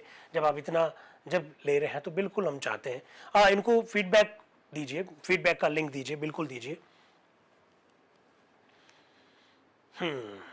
वेरी नाइस, वेरी नाइस, क्या बात है। तो आप लोगों को आनंद तो आ रहा है ना, ये सबसे महत्वपूर्ण बात है यार। हाँ, यूट्यूब वालों को देखिए जूम का लिंक मिल गया है, साथ ही साथ रजिस्ट्रेशन का लिंक भी मिल गया है। तो रजिस्ट्रेशन के लिंक से आप रजिस्ट्रेशन करा दीजिए। रजिस्ट्रेशन कराने के बाद में ये जो लिंक है, इस लिंक से जुड़ जाइए। हालांकि इस लिंक से आप डायरेक्ट जुड़ सकते हैं, लेकिन इससे फिर आपका रजिस्ट्रेशन नहीं होगा। तो पहले रजिस्ट्रेशन करा दीजिए, फिर इस जूम के लिंक से जुड़ जाइएगा। और अभी आज का जो फीडबैक का जो लिंक है वो शेयर कीजिएगा, बिल्कुल शेयर कीजिए। हाँ, मज़ा आ रहा है यूट्यूब के साथियों को और जूम के साथियों को, दोनों को बिल्कुल थैंक यू वेरी मच। बहुत मेहनत करनी पड़ रही है इसमें, लेकिन आप लोग जब इतने सुबह सुबह जब साथ में जुड़ जाते हैं ना, तो बिल्कुल उत्साह बढ़ जाता है। और जब इतने सारे चेहरे जब एक्टिवली नज़र आते हैं, मैंने कहा ना आप लोग सामान्य व्यक्ति नहीं, आप संविधान वीर हैं, बिल्कुल संविधान वीर ही है। तो बिल्कुल हाँ, नहीं, जूम का फीडबैक का जो लिंक है, अरे ये कह रहे हैं कि हमसे ओपन नहीं हो रहा। ओपन कैसे होगा बताऊं यूट्यूब वालों, ये जो लिंक ओपन कैसे होगा, यहां से कॉपी कर लीजिए, कॉपी करके किसी और को भेजिए, फॉरवर्ड मत कीजिएगा, वहां पर भी कॉपी कीजिए, फिर वो आपको ग्रीन दिखाई देगा और वहां पर फिर आपका रजिस्ट्रेशन हो जाएगा। अब देखिए ये आज का जो फीडबैक का जो लिंक है वो शेयर कर दीजिएगा, बिल्कुल सब साथियों को शेयर हो गया है, जूम वालों को, ताकि वो जल्दी से भर सके इसको। हाँ, क्योंकि वो कुछ समय तक ही जिंदा रहेगा फिर। यस, आपको प्रश्न का जवाब देना, बड़े अच्छे अच्छे प्रश्न पूछते हैं हम लोग, बड़ा आनंद आएगा आप लोगों को। अभी तक नहीं आया है ऐसा कह रहे हैं हमारे, हाँ अब आ गया है, फीडबैक का लिंक आ गया है। आयुषी वाजपेयी जी कह रही है, अरे मेरा नाम दिनेश गहलोत सर क्यों लिखा यार, ये सर हटाओ भाई, सर हटाओ, मेरा नाम सर, मैं खुद ही सर, वाह। हाँ सर नहीं, नो सर, बस इतना काफ़ी है। यस, लिंक आ गया आप लोगों को। अब फीडबैक जल्दी से जवाब दे दीजिएगा। हम बस अब 5-7 मिनट की और कार्रवाई है, इसलिए मैं जल्दी से जल्दी चाह रहा हूं कि आप लोगों को कॉपी हो जाएगा। ये देखो यूट्यूब वाले साथी जो कह रहे हैं कि हमारे कॉपी नहीं हो रहा है, तो उनको कॉपी करने का कैसे सिस्टम होगा इनको बताइए। ये कह रहे हैं कॉपी नहीं हो रहा है, कॉपी नहीं हो रहा तो मेरे इंस्टाग्राम की प्रोफाइल पे मिल जाएगा यार, क्यों चिंता कर रहे हो। चलिए खैर आइए, यहाँ पर आइए। हसरत मोहानी जी, आप जो कुछ भी चाहे पास कर सकते हैं, लेकिन मैं न्याय के नाम पर पूछता हूं कि आपको क्या हक है कि आप भारत के प्रांतों को राज्य संघ की रिपब्लिक होने से, राज्य संघ की रिपब्लिक ही नहीं बल्कि राज्य संघ के समाजवादी रिपब्लिक होने से रोके। अब हसरत मोहानी जी बहुत सारे प्रश्न संविधान सभा के सदस्यों को पूछ रहे हैं कि आपको कोई हक नहीं है कि प्रांतों के बारे में आप उन्हें रिपब्लिक होने से रोकते हैं। ठीक है, तो बहुत सारा वहां पर विवाद हो जाता है। जैसे ये बोलते हैं, वो कहते हैं कि अखिल भारतीय मुस्लिम लीग का अर्थ है भारत की मुस्लिम लीग, यानी अल्पसंख्यक प्रांतों की मुस्लिम लीग। उन्होंने कहा कि यदि आप मुस्लिम लीग को चाहते ही हैं तो आप उसे पाकिस्तान में चला सकते हैं, जहां अल्पसंख्यक मुस्लिम प्रांतों का कोई प्रभाव नहीं रहेगा, सिवाय अखिल भारतीय मुस्लिम लीग की काउंसिल द्वारा, जो कि मिस्टर जिन्ना के निर्णय अनुसार अब भी वर्तमान में है। जैसे ही ऐसा बोलते हैं तो संविधान सभा में बहुत सारा हंगामा हो जाता है, बाधा हो जाती है। तो अध्यक्ष साहब कह रहे शांति शांति शांति रखिए। इसके बाद में एक माननीय सदस्य जिनका नाम नहीं है, वो कह रहे हैं कि क्या वक्ता ये समझ रहे हैं कि ये अखिल भारतीय मुस्लिम लीग की काउंसिल है, संविधान सभा के बारे में वो कह रहे हैं। मौलाना हसरत मोहानी जी कह रहे हैं, जी नहीं, मैं ये बता रहा हूं कि मेरा पाकिस्तान के साथ कोई संबंध नहीं है, सिवाय इसके कि मैं अखिल भारतीय मुस्लिम लीग काउंसिल का सदस्य हूं। यदि हम संविधान पर पहले विचार करें तो इससे क्या हानि होती है? आप जानबूझकर प्रांतीय विधान को पहले रखे हैं, इससे क्या मतलब है? आप प्रांतों की विधान की रिपोर्ट पर पहले विचार करके आप हमारे साथ बड़ा अन्याय कर रहे हैं। निसंदेह आप इसे पास कर सकते हैं, लेकिन आप प्रांतों को स्वतंत्र होने की मांग करने और रिपब्लिक होने से नहीं रोक सकते हैं। आपने कहा कि आप सिर्फ एकात्मक रिपब्लिक चाहते हैं, तो आपने अपनी रिपोर्ट में राज्य संघ शब्द को क्यों रखा है? यह आपने सिर्फ लोगों को धोखा देने के लिए किया है। आपको एकात्मक शब्द के प्रयोग से शर्म मालूम होती है, इसलिए आपने फेडरल शब्द रख दिया। यही कारण है कि आप प्रांतों को गणतंत्रात्मक शासन की मांग करने से रोकना चाहते हैं। मगर मैं आपसे कहूंगा कि आप उनके साथ जबरदस्ती नहीं कर सकते हैं, आप अपने अधिकार से उन्हें मजबूर नहीं कर सकते हैं। हम समाजवादी गणतंत्र का संघ चाहते हैं, और यदि आप अपने प्रांतों को राष्ट्रीयता या राष्ट्रीय विधान स्वीकार करने के लिए मजबूर करें तो इस दुनिया में जल्दी ही आपका नामो निशान मिट जाएगा, ऐसा हसरत मोहानी साहब कह रहे हैं। एक मेरी बहन कह रही है कि सर इसका आंसर क्या है? आंसर भी बता दूं तो फिर क्या मतलब रहेगा? आंसर तो खुद ढूंढो यार, और आंसर शेयर नहीं करना है। जूम के साथियों, आंसर यहां शेयर नहीं करना। जो आंसर शेयर करेगा यहां पर उसको ब्लॉक कर दिया जाएगा, ध्यान रखना। आंसर खुद ढूंढने दीजिए ना, खुद ढूंढने दीजिए। अगर जुड़े होंगे एक्टिवली तो आंसर ढूंढ लेंगे, क्या दिक्कत है? फिर इसके बाद में अध्यक्ष साहब बोल रहे हैं, खंड 1 के बारे में मुझे बहुत सारे संशोधनों की सूचना और मिली है। चूंकि कुछ सदस्यों ने संशोधन पेश करने की इच्छा प्रकट की थी और मैंने उस पर विचार करना चाहा था, इसलिए मैंने अभी एक संशोधन पेश करने की इजाजत दी थी। अन्य संशोधन पेश नहीं किए गए। इस संशोधन पर कल विचार होगा। जहां तक संविधान की रिपोर्ट का संबंध है, मैं समझता हूं कि वह सदस्यों के पास भेज दी गई है, और मैं उनसे प्रार्थना करता हूं कि वे इस रिपोर्ट के अपने संशोधनों की सूचना बृहस्पतिवार की शाम तक दे दें। चूंकि आज संघ के संविधान से संबंधित जो रिपोर्ट है वो रिपोर्ट नहीं रखी गई है, इस वजह से हसरत मोहानी जी और कई सदस्यों ने यह मांग की कि आप संघ के संविधान से संबंधित जब तक रिपोर्ट नहीं रख देते हो तब तक प्रांतों से संबंधित रिपोर्ट पर चर्चा क्यों कर रहे हैं। डॉक्टर राजेंद्र प्रसाद अपने लास्ट समय में ये कह रहे हैं, अपने आज के लास्ट समय में ये कह रहे हैं कि भैया संघ के संविधान के संदर्भ में जो रिपोर्ट है वो संविधान सभा के सारे सदस्यों को भेज दी गई है। उस रिपोर्ट को अपने घर बैठकर वो पढ़ लें, और उसके संदर्भ में किसी भी प्रकार के संशोधन है तो बृहस्पतिवार की शाम तक मुझे दे दे, ताकि जब संघ संविधान की रिपोर्ट जब रखी जाएगी उस समय हम उन संशोधनों पर चर्चा कर लें। आप लोग जानते हैं कि आज कई सदस्यों ने यह भी प्रश्न उठाया था कि संशोधन किस तरह से रखे जाए, तो डॉक्टर राजेंद्र प्रसाद ने कहा कि भाई जब संशोधन रखने का जो नियम है उस नियमों में आपको क्या रखा कि एक दिन पहले तक आप संशोधन रख सकते हैं। इसका सीधा सा मतलब यह है कि संविधान सभा में जो भी संशोधन रखे जा रहे हैं वो एकदम नहीं रखे जा रहे, उसकी सूचना पहले से सभापति को होती है, अध्यक्ष को होती है कि कौन सा संशोधन किस सदस्य के नाम है। और इवन मैं आपको एक बात और बताना चाहता हूं, जो संशोधन पेश होने होते हैं उसकी सूचना संविधान सभा के सारे मेंबर्स को भी होती है। सारे मेंबर्स के बीच में भी वो संशोधन को भिजवाया जाता है ताकि मेंबर्स भी उसका काउंटर तैयार करके आए। मेंबर्स उस संशोधन का समर्थन करते हैं या नहीं करते हैं, इसके जो तर्क है उसको तैयार करके आए। और भारत के जो वर्तमान की जो संसद है उसमें भी तो यही व्यवस्था है। भारत में संसद में जो प्रश्न पूछे जाते हैं सदस्यों के द्वारा, वो प्रश्न पहले अध्यक्ष को सूचना होती है, और न केवल अध्यक्ष को सूचना होती है बल्कि संसद के सारे सदस्यों को भी मालूम होता है कि कौन सा मेंबर कब किस प्रकार का प्रश्न पूछने वाला है। इसी प्रकार का सिस्टम उस समय भी था, आप इसको भी थोड़ा सा ध्यान रखिएगा। फिर वो कह रहे हैं अब हम कल दोपहर के बाद 3 बजे तक सभा स्थगित कर रहे हैं। यानी डॉक्टर राजेंद्र प्रसाद संविधान सभा की आज की जो बैठक है उसकी स्थगित करने की सूचना दे रहे हैं, और वो कब के लिए? 3 बजे के लिए, यानी कल भी बैठक 3 बजे होगी, ऐसा डॉक्टर राजेंद्र प्रसाद कह रहे हैं। मैंने आपको पहले से टाइम को लेकर आपको अवेयर कर रखा है कि टाइम चेंज होता रहता है। इसके बाद सभा बुधवार 16 जुलाई सन 1947 को 3 बजे दिन तक के लिए स्थगित कर दी गई। यानी कल जब बैठक होगी तो उसका टाइम 3 बजे रहेगा, लेकिन हमारी जो बैठक है वो तो सुबह 7:30 बजे ही रहेगी। तो आज 9:05 हुआ है, लगभग 1 घंटे और 35 मिनट तक हमने 15 जुलाई 1947 को संविधान सभा में क्या क्या हुआ उस विषय पर चर्चा की। आज आपके कई सारे कॉन्सेप्ट क्लियर हुए होंगे। हजरत मोहानी साहब कौन है, उनसे व्यक्तिगत आप लोगों का परिचय हुआ होगा। साथ ही साथ यह भी मालूम पड़ गया कि राज्य के संविधान के संदर्भ में जो रिपोर्ट है वो सरदार वल्लभ भाई पटेल की अध्यक्षता वाली कमेटी के द्वारा तैयार की गई थी और हजरत मोहानी जी उस पर संशोधन करना चाह रहे थे। इस संदर्भ में उन्होंने प्रस्ताव रखा और यूनियन के कॉन्स्टिट्यूशन के संदर्भ में जो समिति थी उसके अध्यक्ष पंडित जवाहरलाल नेहरू थे। इससे एक बात और भी स्पष्ट होगी कि थोड़े दिनों में संघ के संविधान के संदर्भ में भी रिपोर्ट आने वाली है और उस रिपोर्ट को रखने का काम पंडित जवाहरलाल नेहरू करेंगे। तो आज हम सभा को अपनी भी स्थगित करते हैं। कल सुबह 7:30 बजे मिलेंगे और आप लोगों से फिर मेरा निवेदन है कि कम से कम 10 क्लासेस अटेंड करनी है एक्टिवली और उसका फीडबैक देना है, उसी को हम लोग सर्टिफिकेट देंगे। ये बात मैंने बिल्कुल आप लोगों को क्लियर कर रखी है। आपको आनंद आ रहा होगा ऐसा मैं मान के चल रहा हूं। आज YouTube पे बहुत सारे साथी जुड़े, जूम पर भी लगभग 110 112 का आंकड़ा आईएएस तक पहुंचा। ये बहुत अच्छी बात है। जूम पर जो जुड़ते हैं ये उनका त्याग है, जूम पे जो जुड़ रहे हैं वो उनकी तपस्या है। मैं आपका इस्तकबाल करता हूं। बहुत बहुत धन्यवाद and wish you all the best. Thank you very much.